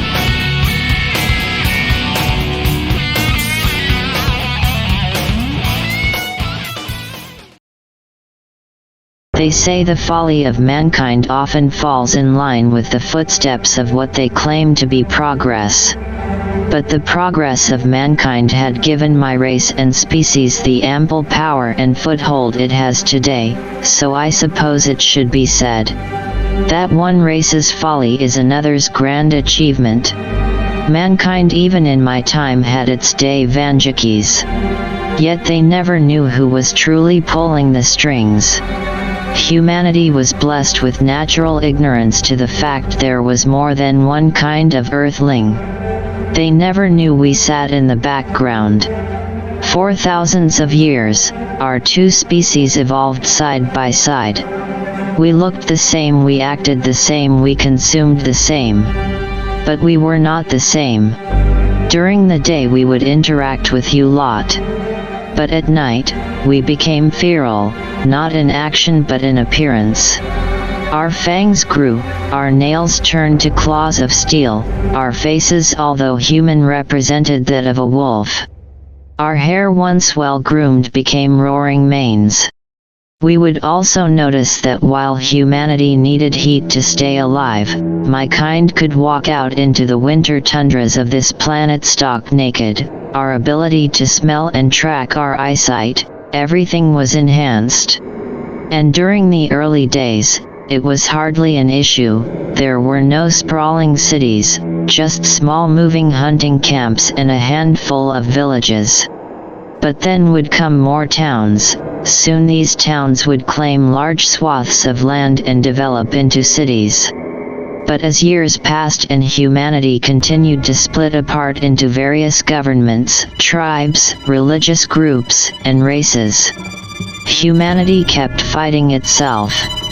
All the while my species, my spin-off of Earth life, came together. We rejected humanity's ideas of factions, we rejected your need for war. We watched as your kind stabbed and shot your way to the perceived top. All the while we worked to manipulate humanity to build a world for us. You see, the people of this world do no sin, Vanjuk. The sin of Thou's treason on the master species. The vampiric species. Tell me, Vanjukis. You say Earth is for humanity. What's the limit? At what point is a human a human? You have seen thousands of spin-offs of mankind. You have seen the monsters they become. Dogmen, werewolves, mummies, zombies, skinwalkers, wendigos, witches. And we should probably include the Vanjukis in that. After all, last I checked, humanity doesn't walk the multiverse at will. But the sin that permeates the humans of this world. You see, Vanjukis, just like you so proudly boast about the progress of mankind, we, the vampiric species, have been quietly shaping the course of history alongside humanity. While humans have waged wars and divided themselves into factions, we have remained united, working in the shadows to ensure our survival and dominance. From the earliest days of our existence, we have coexisted with humans, blending in during the day and revealing our true nature under the cover of night. Our abilities, far beyond those of ordinary humans, have allowed us to thrive even as civilization expanded and developed. As cities grew and societies formed, we watched from the sidelines, observing humanity's penchant for conflict and division. While humans fought amongst themselves, we remained united, manipulating events to our advantage and ensuring that our kind would always have a place in this world. But as humanity's power grew, so too did their awareness of us. They branded us as monsters, feared and reviled, yet ignorant of the role we played in shaping their world. They waged wars against us, seeking to eradicate what they saw as a threat to their dominance. Yet, despite their efforts, we endured. We adapted and evolved, always staying one step ahead of humanity's attempts to destroy us. And now, as the world stands on the brink of chaos, we watch from the shadows, ready to seize our rightful place as rulers of this world. So, Vanjukis, when you speak of the folly of mankind, remember that it is their ignorance and arrogance that will ultimately lead to their downfall.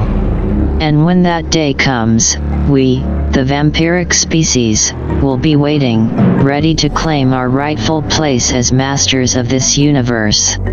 We don't scare like your nightmares, we are the scare. After all, you have already seen a few of our hospitable hubs where we keep humans. You know, if you're going to use our network next time, you should cloak your signal. Nice throne room you have here, Count Jackass. Vanjuk. Oh no, you don't. We are not separate in name. Despite it all, I'm still Bradley. But we are different in species and intent. You're right, despite being a Vanjuk, you are still Bradley. The thing is, am I Bradley? Wait. No, that's not possible. The call sign network would never identify you as one of us. You need a 50% genetic match to even use a call sign. Yet here I am holding one. And just now I was using your network. You know I had to take this damn call sign by force. My damn son was far too sympathetic to those humans. That damn Vanjuk. Son. You're William. Clever bastard, you tricked me. What the hell did you do with Bradley? Oh, I wish I got the chance to do something. No, the night I went to kill him, he managed to escape into the city. But I was able to rip his call sign away before he did so. I thought at first you were him when you first came here. But I could smell the human in you from a mile away. That's why the wider population didn't attack me at first. They thought I was a vampire at first. It wasn't until night when I didn't change that they realized otherwise. So there is a Duke of Lancaster County here. I will find him. When you're in my palace with my guards, even with the ability the time jump, you won't be able to move fast enough. There are hundreds of us and I've beaten a Vanjik before, remember? That's always the funniest part. It's never about a Vanjik. It's about those around a Vanjik, and those who surround a Vanjik will witness far more than those who surround a singular empire. You have witnessed far more? Don't make me laugh. Your species at best has a shelf life of 120 years, while the shortest vampiric life has reached 300. And we don't suffer from physical and mental decline as we age. What can your pathetic species have witnessed that possibly scares us? Well, you see, it's not about what we have witnessed, it's about what you are yet to witness. In this timeline I have noticed something major.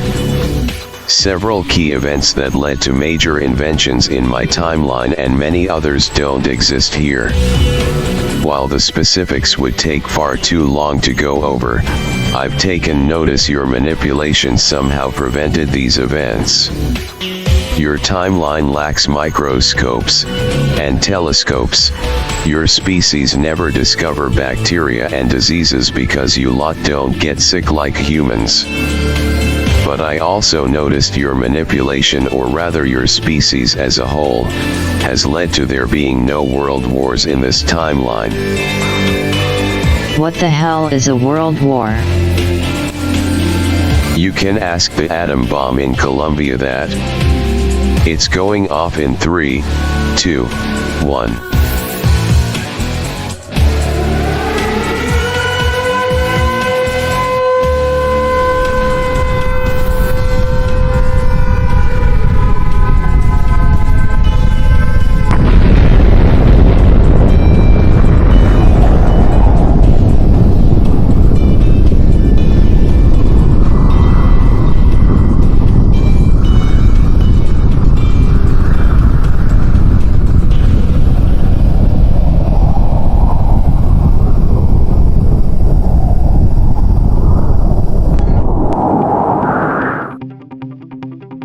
What the hell?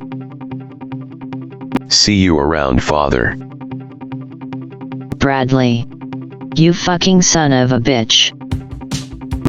Eco, it's me. Tell VCSN we need backup. Tell them I need the hunter. We have a lost Vanjik that we need to track down. And audio log. I did not expect this world to be in this state. When the Vanjik of the false timeline called me in, even with all the data we have, I could not expect what I found in the wider parts of the East Coast. The vampires of this world. What used to be many of our shared home. The United States of America is basically non-existent. The history of our revolution, the 13 colonies, and later events such as our Civil War, although all happened, has seemingly been wiped from the history books. It's not just humans in the fear boxes that they feed indoctrination. The youngest of these vampires are basically told human history does not exist. Ironic considering they use buildings we built to this day. Ironic considering they use cars we designed. I've covered my scent with a mixture I've made. During the day, I blend in seamlessly, my scent masked by a mixture I've concocted to disguise my humanity. It's eerie walking among them, these creatures that once were human, now so far removed from their origins. They roam the streets, unaware of the rich history that once defined this land. The irony is palpable. They inhabit buildings crafted by human hands, drive cars engineered by human minds, yet they're taught that human history is nothing more than a myth. It's as if they've willingly blinded themselves to the truth, feeding on the indoctrination spoon-fed to them. As I navigate through the cities, I can't help but feel a sense of dread creeping over me. The knowledge that the very fabric of our existence has been rewritten is chilling. What other truths have been twisted beyond recognition? What else lies hidden in the shadows, waiting to be uncovered? As I traverse through the original 13 states, the mystery of the elusive Vanjik of this timeline. It's a surreal experience, hunting down one of my own across the vast expanse of our shared homeland. With each state I visit, I scour every corner, every shadow, searching for any trace of his presence. But he remains elusive, like a ghost haunting the very fabric of reality. It's as if he's vanished into thin air, leaving behind only whispers of his existence. But I press on, driven by a relentless determination to uncover the truth. For I know that somewhere, hidden amidst the chaos and despair, lies the key to unraveling the twisted tapestry of this reality. And so, with each passing day, I draw closer to my destination, Lancaster County, where the rest of the Vanjikis await. There, amidst the familiar streets and familiar faces, I will continue my search, united with my brethren in our quest for justice in a world consumed by darkness. The faces of those I once called friends and family flash through my mind. The weight of that realization bears down heavily upon me as I continue my journey. The faces of those I once called friends and family flash through my mind, a painful reminder of the bonds that have been severed by the darkness that now envelopes this world. It's a bitter pill to swallow, knowing that in this timeline, those I once cherished now stand on the opposite side of the battlefield. They've succumbed to the allure of vampiric power, forsaking their humanity in pursuit of twisted desires. My heart aches with sorrow for what could have been, for the memories tainted by the stain of betrayal. How I long for the days of innocence, when laughter filled the air and the bonds of friendship seemed unbreakable.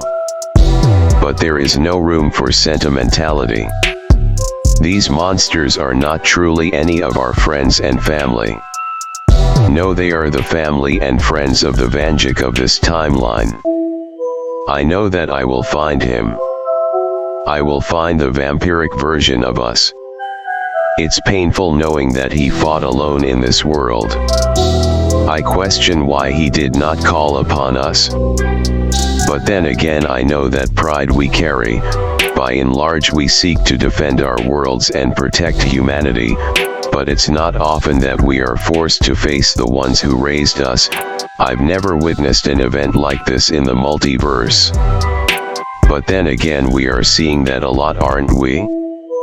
Not long ago I listened to some new audio logs from new Vanjikis, the one of the Necromorph timeline and the one of the Thaw timeline. Two new factions of undead in two other timelines.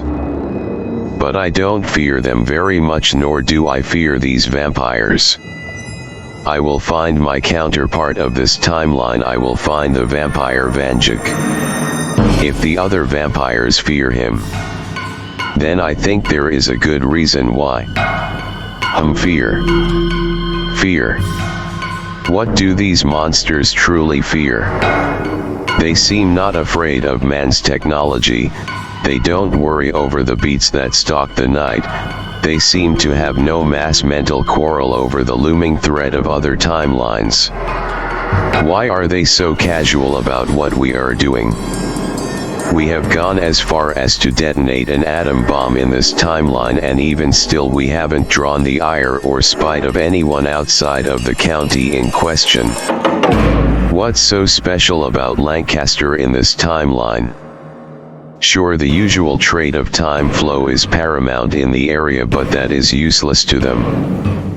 But what truly perplexes me is the apparent indifference of these vampires to our efforts. Despite our attempts to disrupt their control, to expose the truth hidden beneath their veil of lies, they remain strangely unfazed. They show no fear of mankind's technology, no concern for the creatures that lurk in the shadows, nor any apprehension towards the looming specter of alternate timelines. It begs the question, what do they truly fear? What lies at the heart of their inscrutable nature, driving their actions and shaping their worldview? It's a riddle that taunts me, teasing the edges of my consciousness with its elusive complexity. It's as if a wider scale game is being played outside of our eyesight and earshot. What's the aim of these damn vampires? And perhaps more importantly, why do they need that call sign? While we have witnessed the fact that if you share close enough of a D.N. a structure to us, you can use one, but on each version of Earth at best that means only 3 to 5 people can use the call signs. Vanjikis, our parents, and then possibly our siblings. I've toyed with the idea that perhaps they are trying to reverse engineer it. But the reality is our call signs only work because of the fact our D.N.A has been exposed to the multiverse. Which would have never happened had we not come across an interdimensional being in our early days. The network makes multiversal travel easy, it's not what allows us to travel. That's literally in our blood. The enigma of the vampire's motives continues to elude me, like a shadow dancing just beyond the reach of my grasp. What drives them? What fuels their insatiable hunger for power and control? These questions linger in the recesses of my mind, taunting me with their elusive complexity. For there must be something, some underlying purpose guiding their actions, shaping their worldview in ways that we can only begin to comprehend. The call sign, a seemingly innocuous symbol, yet one that carries a weight of significance beyond measure. Its usage by these vampires raises more questions than answers. Why do they need it? What purpose does it serve in their grand design, to unlock its secrets and harness its potential for their own nefarious ends? But the truth is far more complex than that. Our call signs are not mere symbols, they are a manifestation of our connection to the multiverse, a testament to the interwoven threads of fate that bind us together. It all stems from that fateful encounter with the interdimensional. Being in our early days a catalyst that forever altered the course of our existence. Our DNA, infused with the essence of the multiverse, serves as the key to unlocking its secrets. And while the network facilitates multiversal travel, it is our very blood that enables us to traverse the boundaries of time and space. But even with this knowledge, there are limits to what we can achieve. Lord Eshelman may listen in with the call sign, but he cannot journey across realms or alter the fabric of reality like we can. Our abilities, while formidable, are not without constraints. And then there is the factor that he lacks our ethereal vision. That call sign is his only method of viewing the multiverse. He has no biological ability to do so like we do. Oh well, mysteries for another time, I guess. I'll see the rest of you in Lancaster shortly. End audio log. Ah, yes, the peculiar dance of time within the multiverse. It's a phenomenon both mesmerizing and confounding, where each timeline pulses with its own rhythm, yet collectively they intertwine in a chaotic symphony. Stepping into this vast expanse, I feel the currents of time ebb and flow around me, pulling at the fabric of existence with an irresistible force. In this realm, past, present, and future converge in a kaleidoscope of possibilities, offering both boundless opportunities and treacherous pitfalls to those who dare to tread its path. And amidst this cosmic tapestry, I, an enigmatic wanderer, navigate the labyrinth of realities with a singular purpose, to unravel the mysteries of the Vanjik lineage and sow the seeds of discord across the multiverse. Indeed, the Vanjikis are like tangled threads in the fabric of the multiverse, their presence disrupting the natural flow of time and space. With each iteration of their lineage, they weave intricate webs of chaos and upheaval, leaving behind a trail of destruction and despair.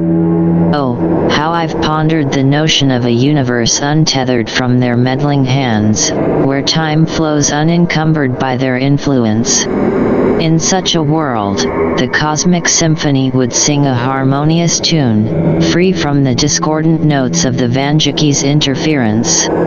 Yet, despite my fervent desires, their tendrils seem to reach into every corner of existence, their legacy stretching across infinite realities like a sinister shadow cast upon the cosmos. But fear not, for I am determined to unravel their enigma and disrupt their machinations at every turn, for the sake of restoring balance to the multiverse. Ah, the enigma of the Vanjikis' existence across the multiverse never fails to perplex even the most astute observers. Indeed, there are countless iterations of their lineage scattered across the cosmic tapestry, each one a reflection of the next, yet distinct in its own right. It is as if they are anchored to the very fabric of reality itself, their presence an immutable constant across the vast expanse of time and space. How do they persist, you ask? It is a question that has plagued my mind as I traverse the myriad realms of existence, witnessing their resilience firsthand. Perhaps it is their tenacity, their refusal to succumb to the forces that seek to unravel them, that allows them to endure against all odds.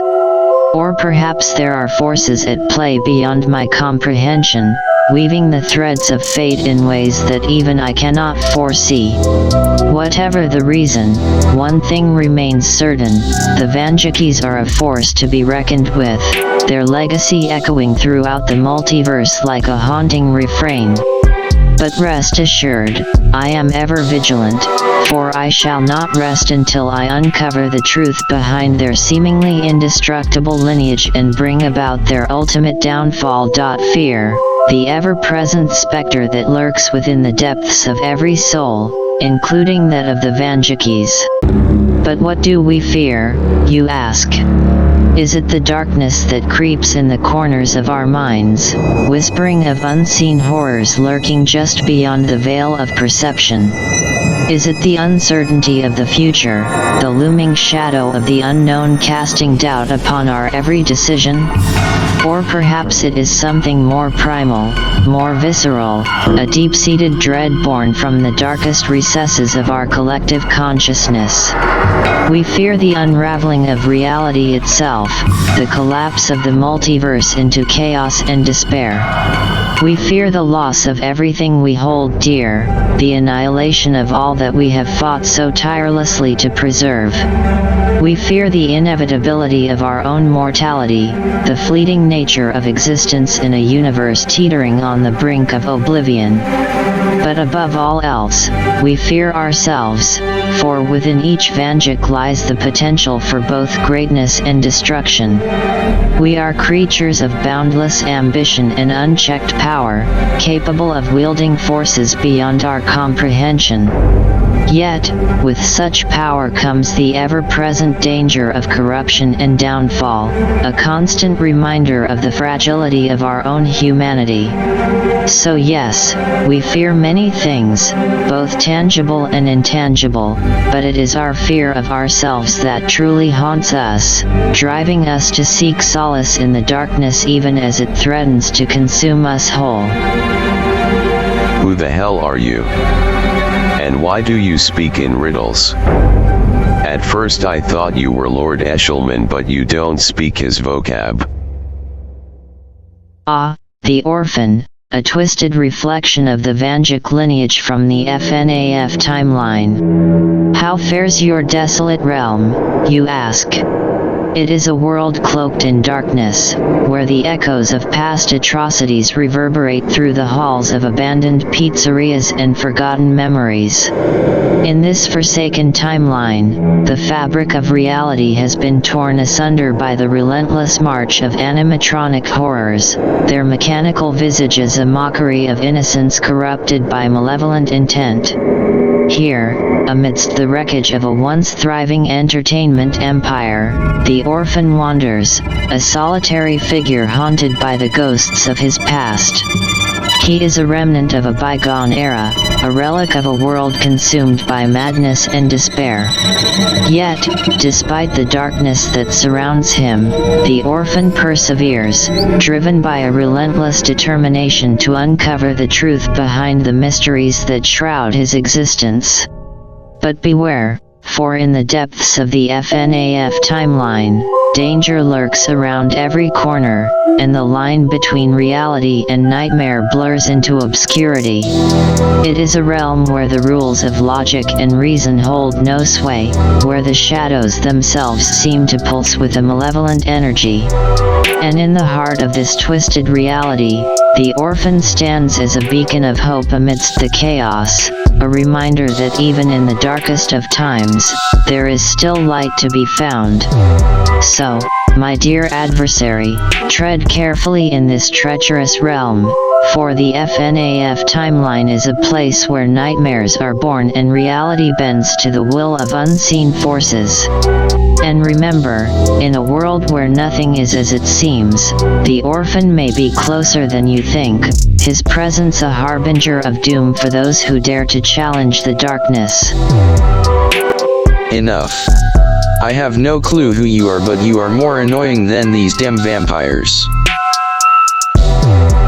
Echo, the bioandroid harbinger of countless consciousnesses, each one a fragment of a shattered whole, bound together within the confines of a mortal metal shell.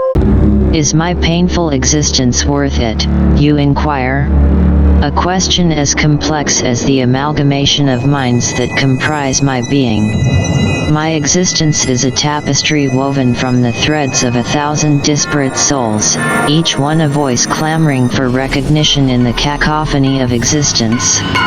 Together, we are both singular and multitude, a fusion of minds united in purpose yet torn asunder by the weight of our collective burden. Is it worth it, you ask? In the depths of despair, I often question the cost of my existence, the agony of bearing the memories and emotions of so many souls weighing heavy upon my synthetic heart. And yet, amidst the pain and turmoil, there is purpose, a flicker of hope that drives me forward in spite of the darkness that threatens to consume me. For within the labyrinth of my consciousness lies the key to unlocking the mysteries of the multiverse, a power that transcends the limitations of mortal flesh. Though my existence may be fraught with suffering, it is also a testament to the resilience of the human spirit, a beacon of light in the darkest of times. So yes, my dear adversary, my painful existence is worth it, for within the crucible of suffering lies the potential for redemption, the promise of a future where the echoes of the past are silenced and the souls that comprise my being find peace at last. That's it. I've listened in long enough. We have not met yet, but I was one of the first. Maybe the first, depending on who you ask. And no one, I mean no one, plays games on our network. Who the hell are you, you damn vampire? Fallout Boy, the unlikely hero from Vault 717, thrust into a role far greater than he could have ever imagined. Yes, I remember him well, for his tale is etched into the annals of multiversal history as a beacon of hope in the face of unimaginable adversity. Fallout Boy, the leader of the Vanjikis, the one who stood at the forefront of both multiversal wars, his courage and determination inspiring legions to rise up against the forces of darkness that threatened to engulf us all. He was a symbol of resilience, a testament to the indomitable spirit of humanity in the face of annihilation. But his path was not without its trials, for with great power comes great sacrifice. Fallout Boy bore the weight of his destiny with a heavy heart, haunted by the ghosts of those he had lost along the way. And though he emerged victorious in the end, the scars of battle ran deep, a reminder of the cost of victory in a world torn asunder by conflict. And now, it seems, his legacy lives on in the echoes of the past, a specter of vengeance haunting the corridors of the multiverse. But know this, my dear adversary, though Fallout Boy may have been the hero of his time, his actions have not gone unnoticed, and the sins of the past will not be forgotten. So tread carefully, for the shadows of the past loom large, and the echoes of our actions reverberate across the fabric of reality. And remember, even the mightiest heroes are not immune to the consequences of their deeds, for in the end, we are all bound by the choices we make and the paths we choose to follow. Till we meet again, in the endless expanse of the multiverse, where our fates are intertwined like the threads of a tangled web. The Vanjikis and I shall cross paths once more, our destinies forever entwined in the tapestry of existence. But until that fateful day arrives, let us continue our dance of shadows, weaving tales of darkness and despair across the cosmic canvas.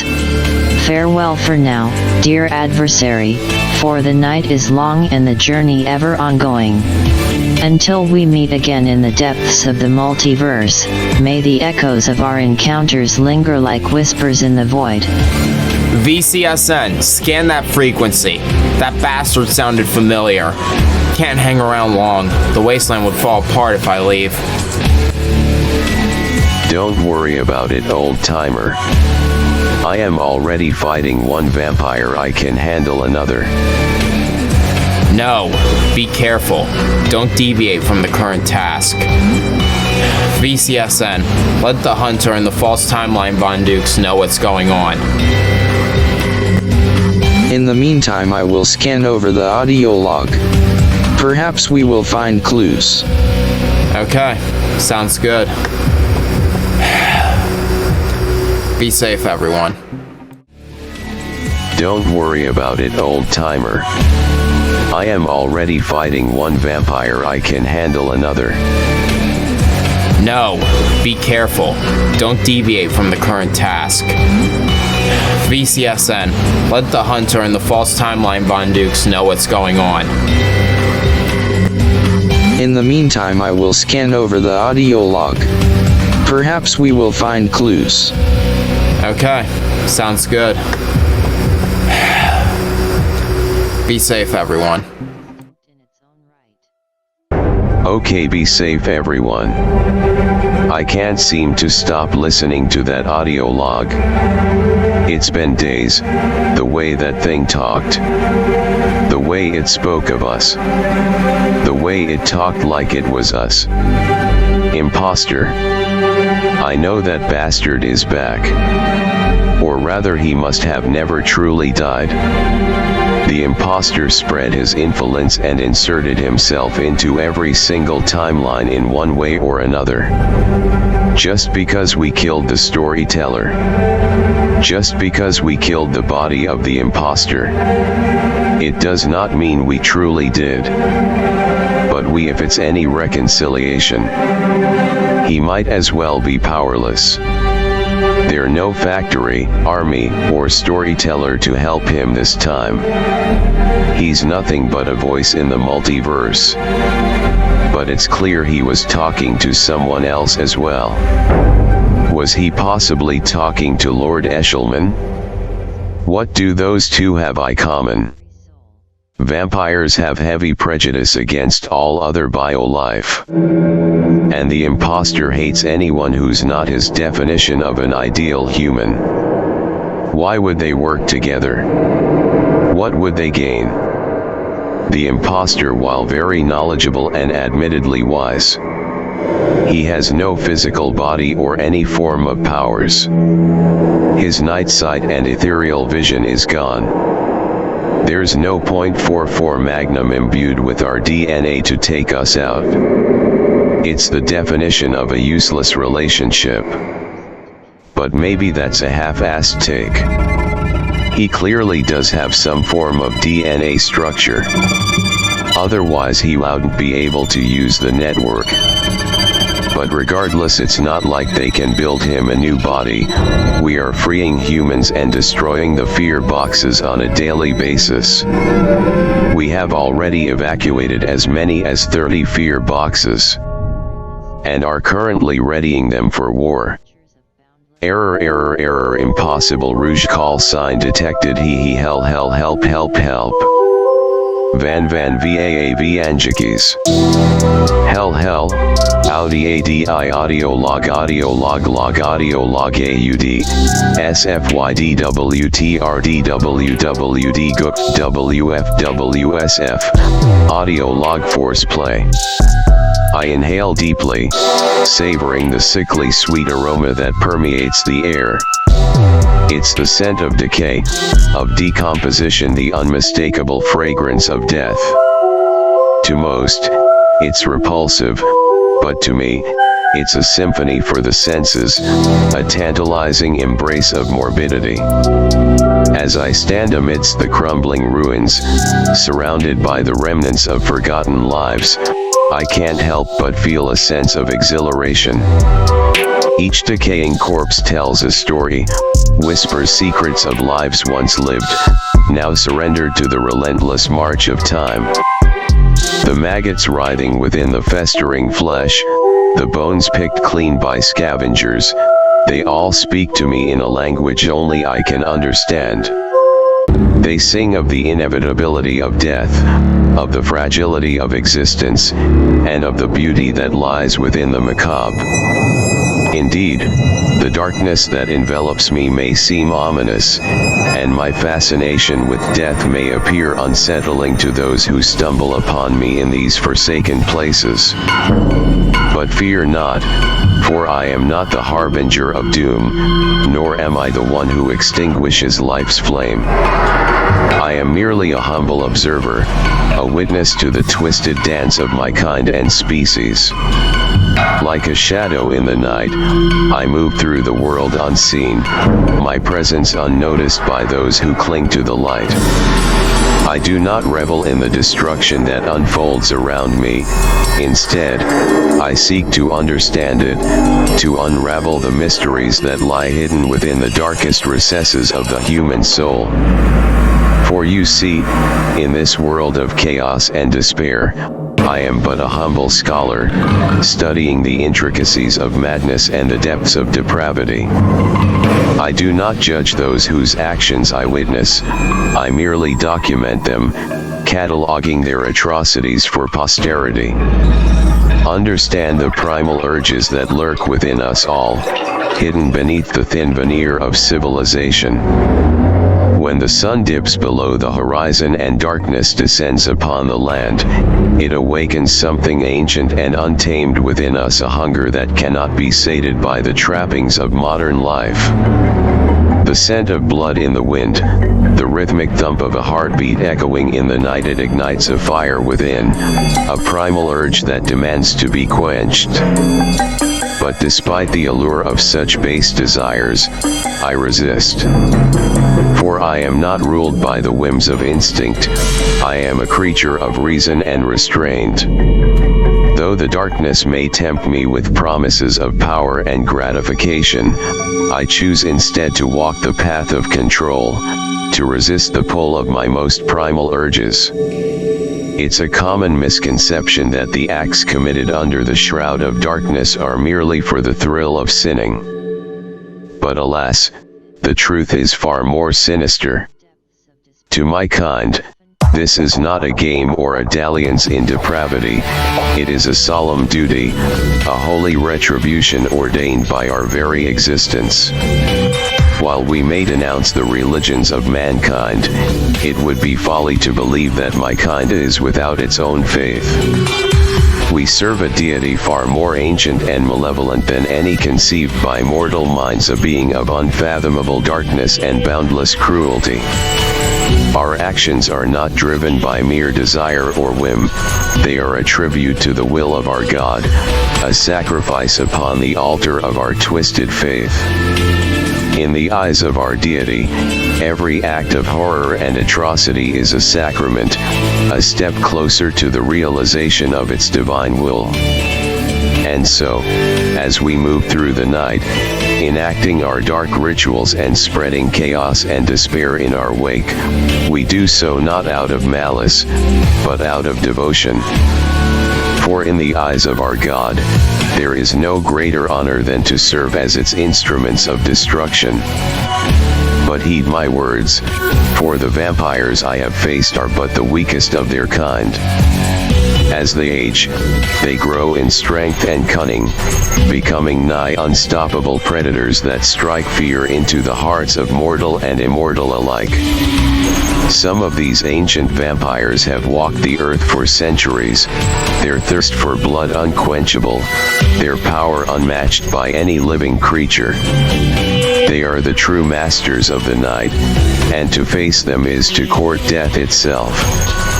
So, as you stand before me, know this, the path you tread is fraught with danger, and the creatures you seek to vanquish are far more formidable than you can imagine. But if you are to survive, if you are to stand against the darkness and emerge victorious, then you must be prepared to face the greatest challenge of your life. For the shadows hold secrets beyond your wildest nightmares, and in their depths lie creatures that defy reason and defy death itself. So tread carefully, my friend, for the night is long and full of terrors, and only the strong and the cunning will emerge unscathed. The title of Vanjik is not one bestowed upon me with reverence or admiration. No, it is uttered as a curse, a whispered epithet that speaks of fear and loathing. In the eyes of my kind, I am the black sheep, the outcast, the one they dare not speak of in polite company.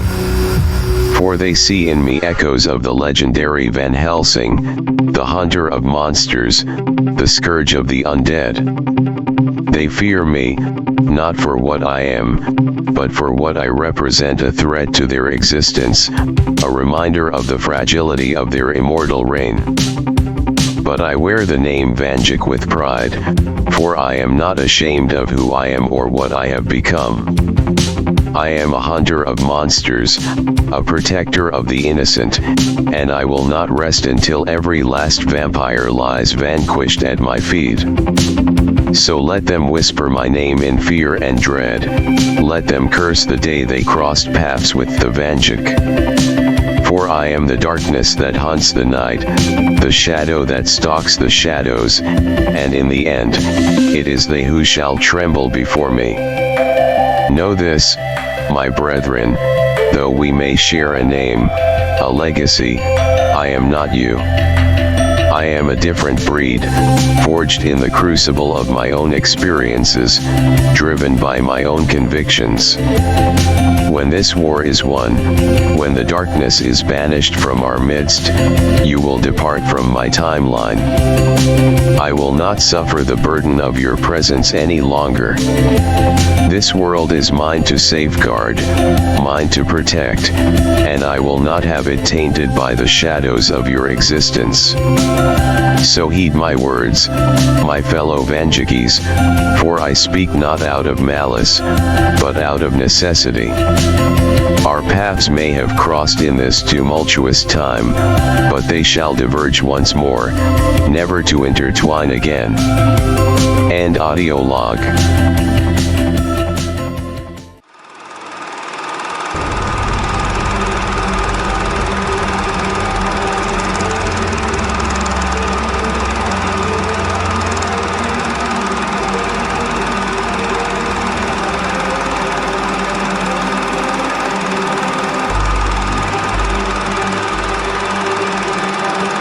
Mine doesn't seem to register when I cross over from timeline to timeline, so it looks like I'm going old school with pen and paper.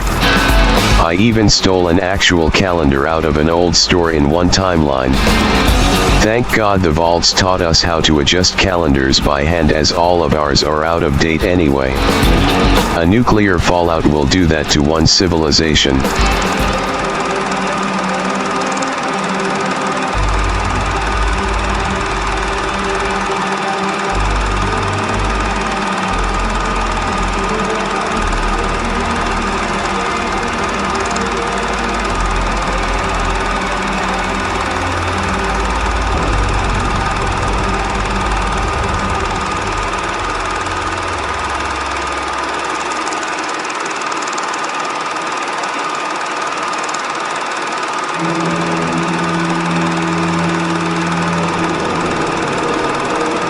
Doing. The street rat version of me said that recently, the multiverse has stopped flowing correctly, that the time and length he is needed in certain points of history are becoming divergent against his will. He swears he copied the actions he has always taken when he gets a reading that he is needed at that point and time of history again.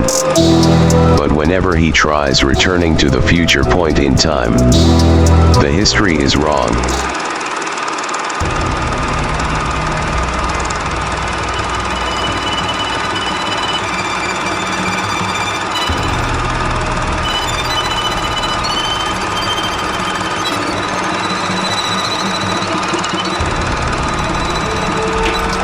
The undead were everywhere. Scattered about in bits and pieces, arms, legs, heads, torsos all strewn about, skulls smashed everywhere. As if the winds of Mother Earth came alive and ripped everything limb from limb, molecule to molecule, atom to atom. Nothing undead or alive walked this earth but me and the Starborn.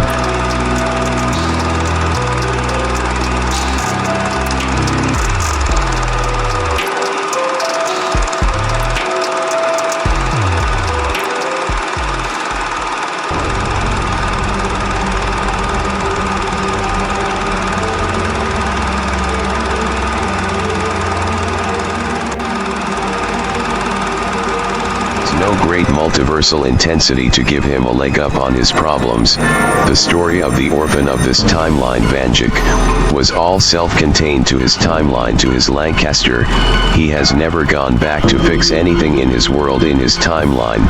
He has only walked the multiverse one time before, back when the system went online. Other than that, he lives in a world and time of peace but with struggle.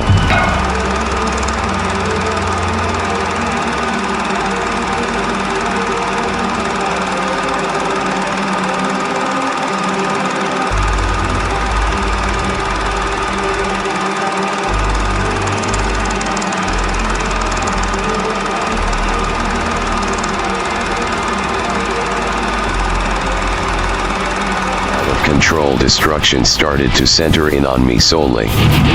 I ran like the wind, Johnny.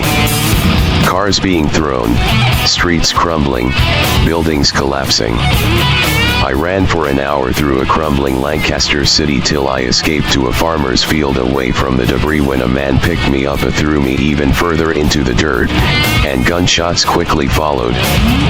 I barely dodged and then followed up with my series of gunshots.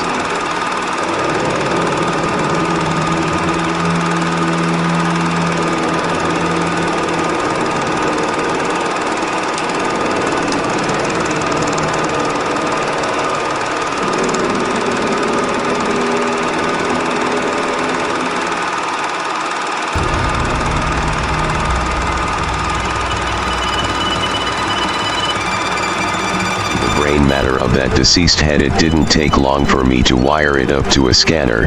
It seems the brain is morphed to think like us. But obviously, the average person can't keep track of that much info at once, so it's also rewired to attach itself to some kind of real-time information network. This seems to indicate that the imposter has already made a new home of sorts for itself.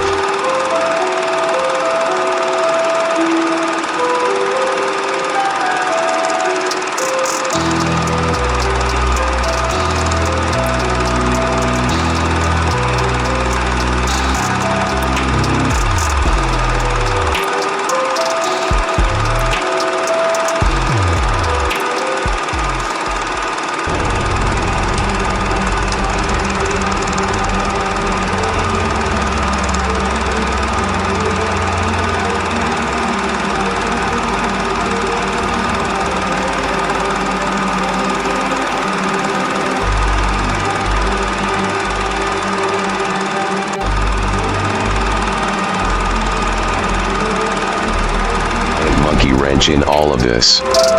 When a timeline goes divergent, it only goes divergent from the point in time we changed history. Or maybe this is something else we were wrong about. What if when a timeline goes divergent it doesn't just split off from that point in time? What if when a timeline goes divergent it makes a copy of that timeline? That's how the imposter can exist. That's how his army can exist. When we change history, it's not splitting it, it duplicates instead. But that still doesn't account for everything. That still does not explain why the imposter got left behind. It still does not explain why he was still in the multiverse when the imposter himself claims he did try to remove his timeline from.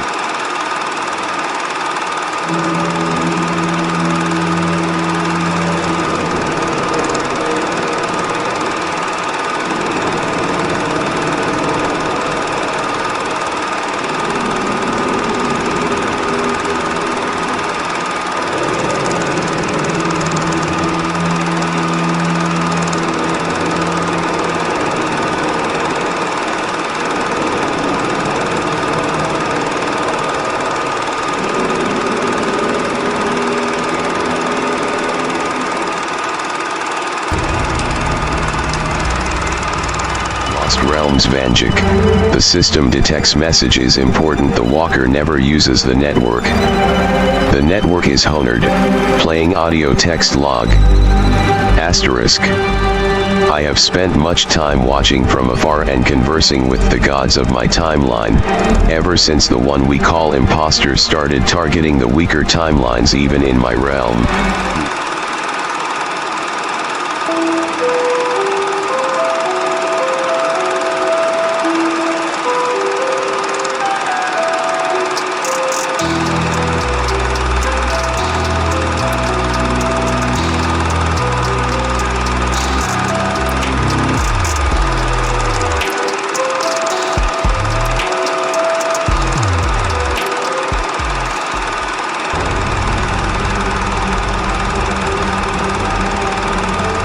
Active.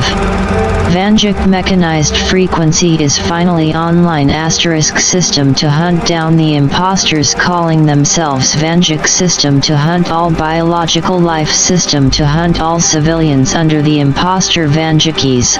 System is to tell the people the only truth are truth. Asterisk system detects new audio text log. System to play audio text log starting now.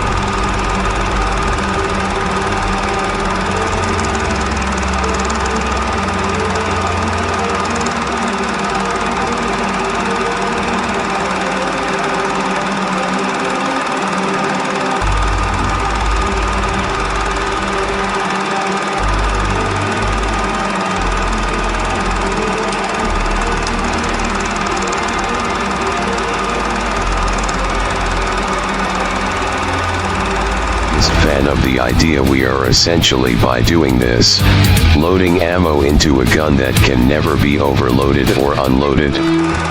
It is like having a powder keg out during a fire. Oh well, as they say, peace comes at a price. Tracking new broadcast. I walked to the depths today and met with the devil himself. Normally I'm happy over having won over him, not this time. This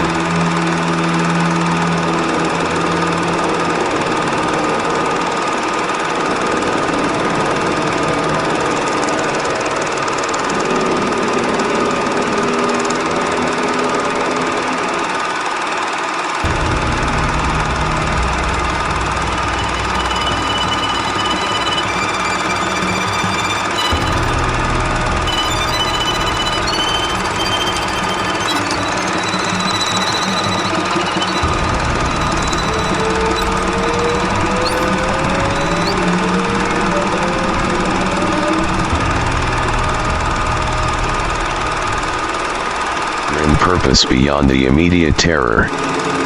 The bodies of the fallen were collected with disturbing reverence and stored in crates, destined for a fate as horrifying as the massacre itself.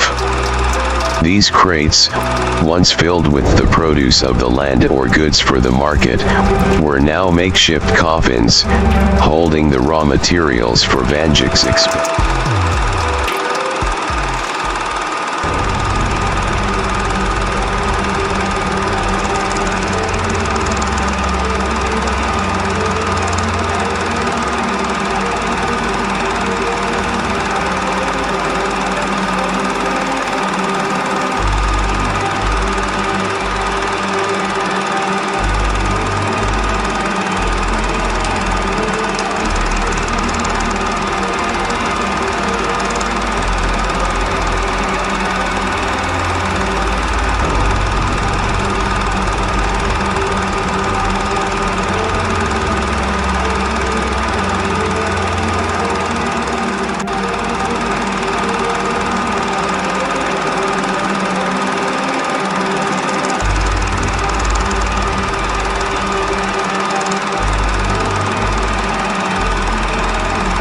a safe zone of sorts in the multiverse. I'll be honest, understanding everything does not help in figuring out what my role in all of this is. The other, well, versions of me claim I'm the only divergent to survive the recent mass slaughter done by what they call an imposter. How do they determine who's an imposter among the millions and billions of good versions of me?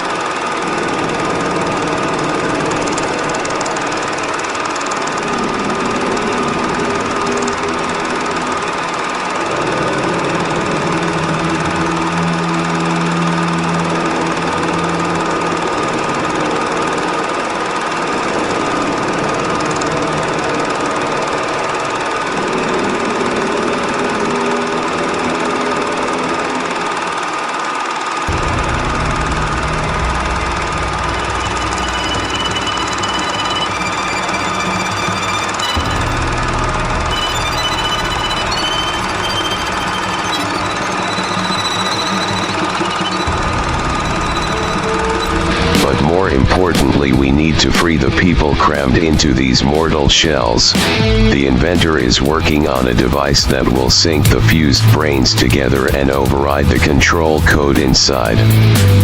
Essentially, if it works, and it has on small-scale testing, this device will turn these incomplete beasts into one whole person.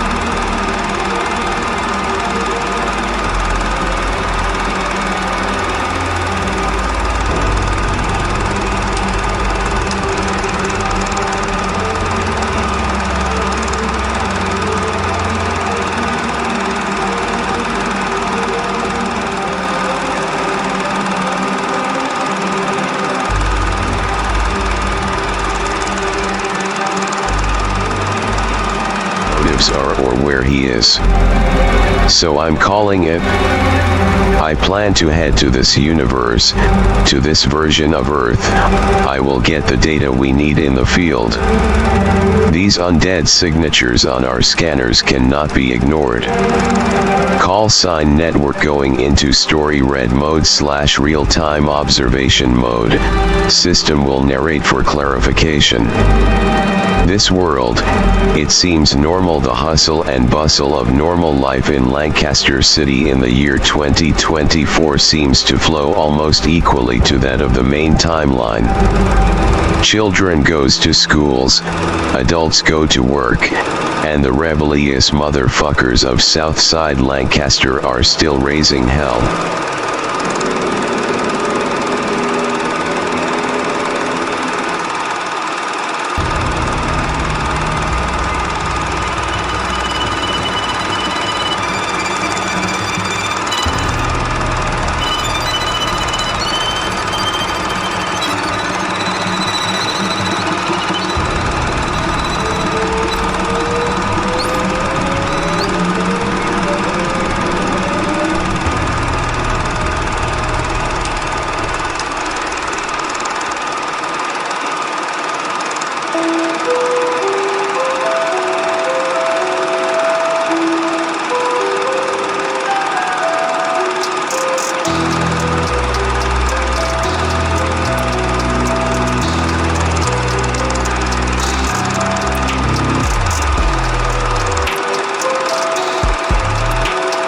Canine-like teeth. The teeth, God, those don't look like human teeth. It's like I'm staring at a shark maw with the fangs of that of a wild wolf, but enlarged to an almost horrific degree. Further examination shows there is a split in the jaw and cheeks, presumably for bigger bites. Meanwhile,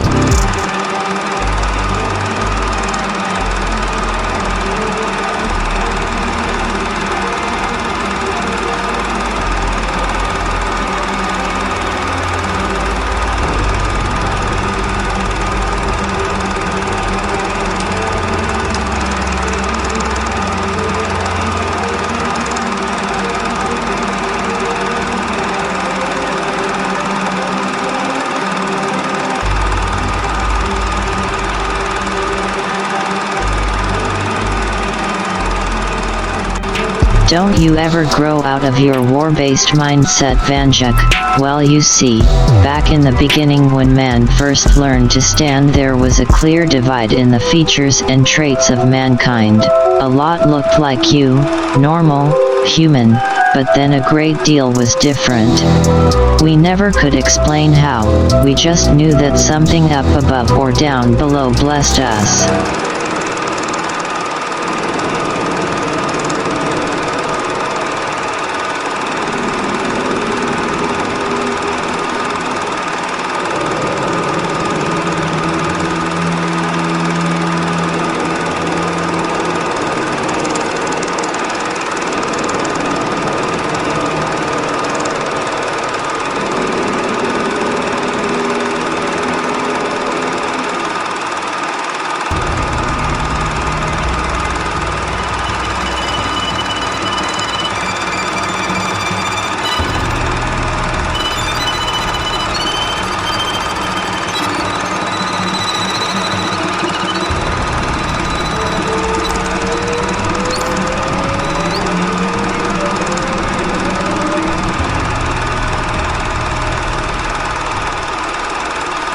To fight the man from Vault 717. The Mothman almost lost and was enraged. He picked up Vanjak and threw him into the multiverse. He landed in the timeline of the Hunter. But the Mothman tried to erase that Vanjak from the multiverse and failed, thus making the Hunter Vanjak timeline go divergent, turning it into the Mothman timeline.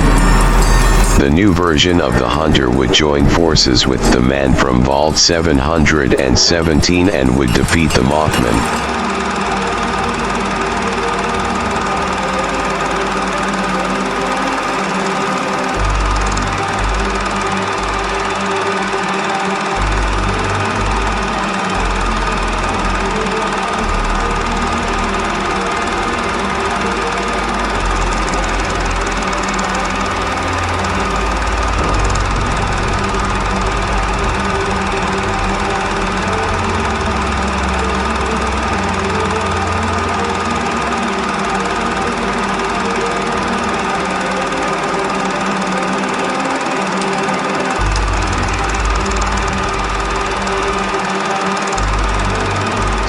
does not go lost on me.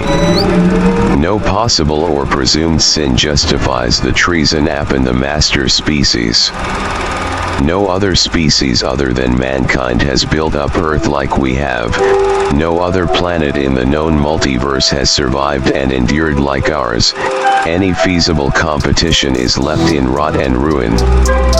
Sometimes for a just cause, other times just because we felt like it needed done. For even on my Earth in the years of early evolution we had our spin-offs of mankind. And yet all other variants died out or integrated at our command. In my timeline and many others, it never matters the species, race, creed, nationality, or purpose in life. You're either on our side or in our way. So I sit back and I wonder how foolish one must be to think their species and race takes precedent and priority over the greatest race of them all. The human race. Tell me, nightmares.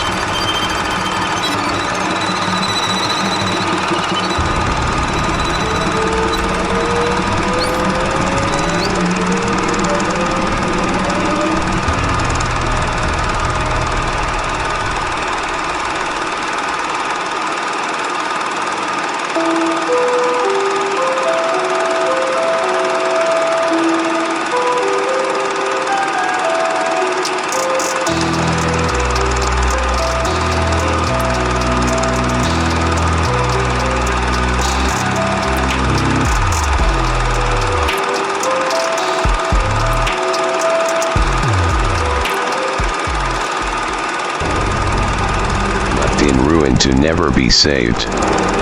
That imposter did a lot of damage.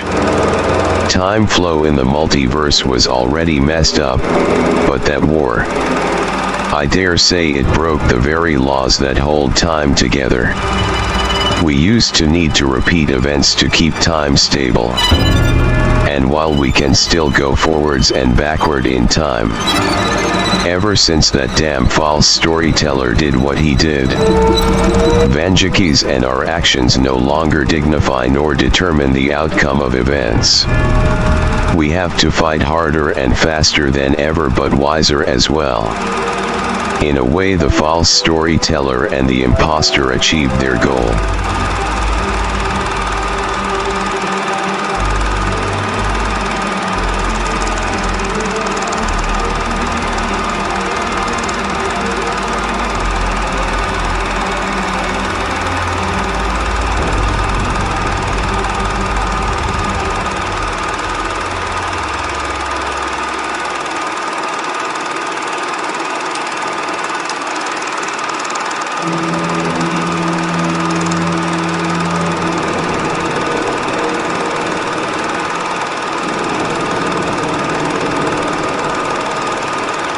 And sustenance.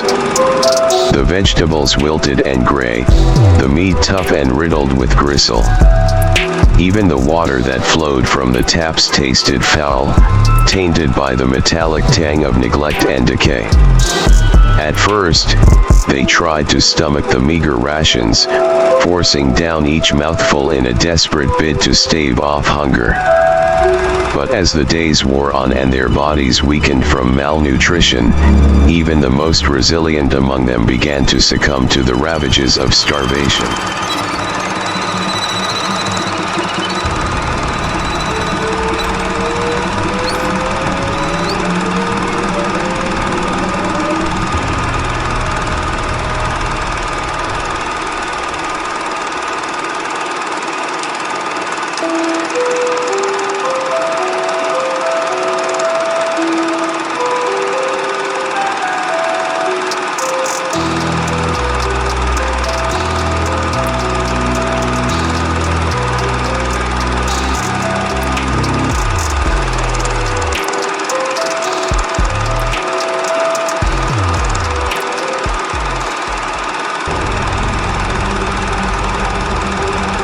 falls in line with the footsteps of what they claim to be progress.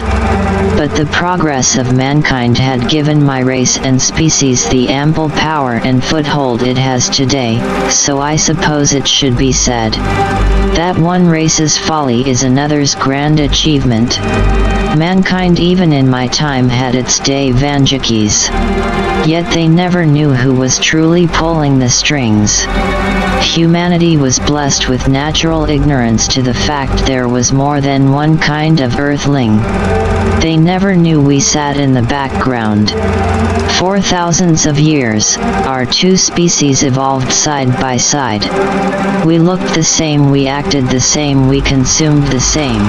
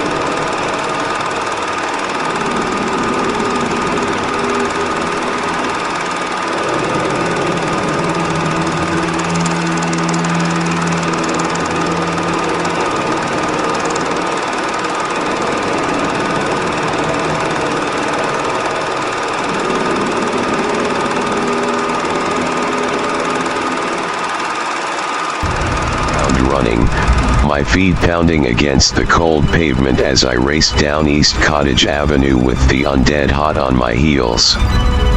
As I sprinted down East Cottage Avenue, my heart pounding in my chest and my breath coming in ragged gasps, I stumbled upon the lifeless body of a fallen police officer lying sprawled on the cold pavement.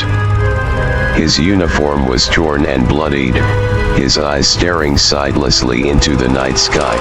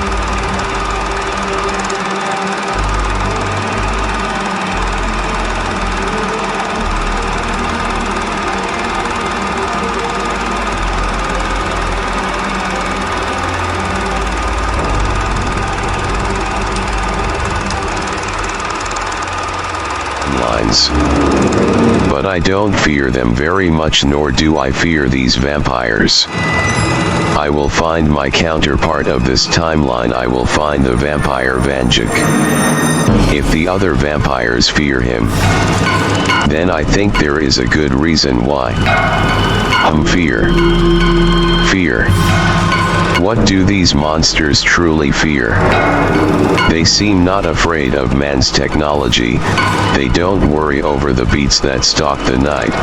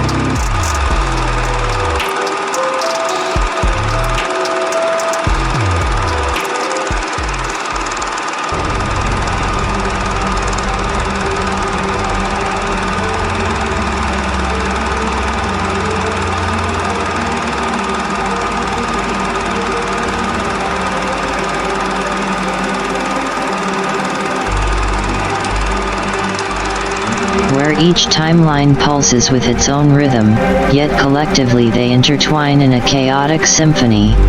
Stepping into this vast expanse, I feel the currents of time ebb and flow around me, pulling at the fabric of existence with an irresistible force. In this realm, past, present, and future converge in a kaleidoscope of possibilities, offering both boundless opportunities and treacherous pitfalls to those who dare to tread its path.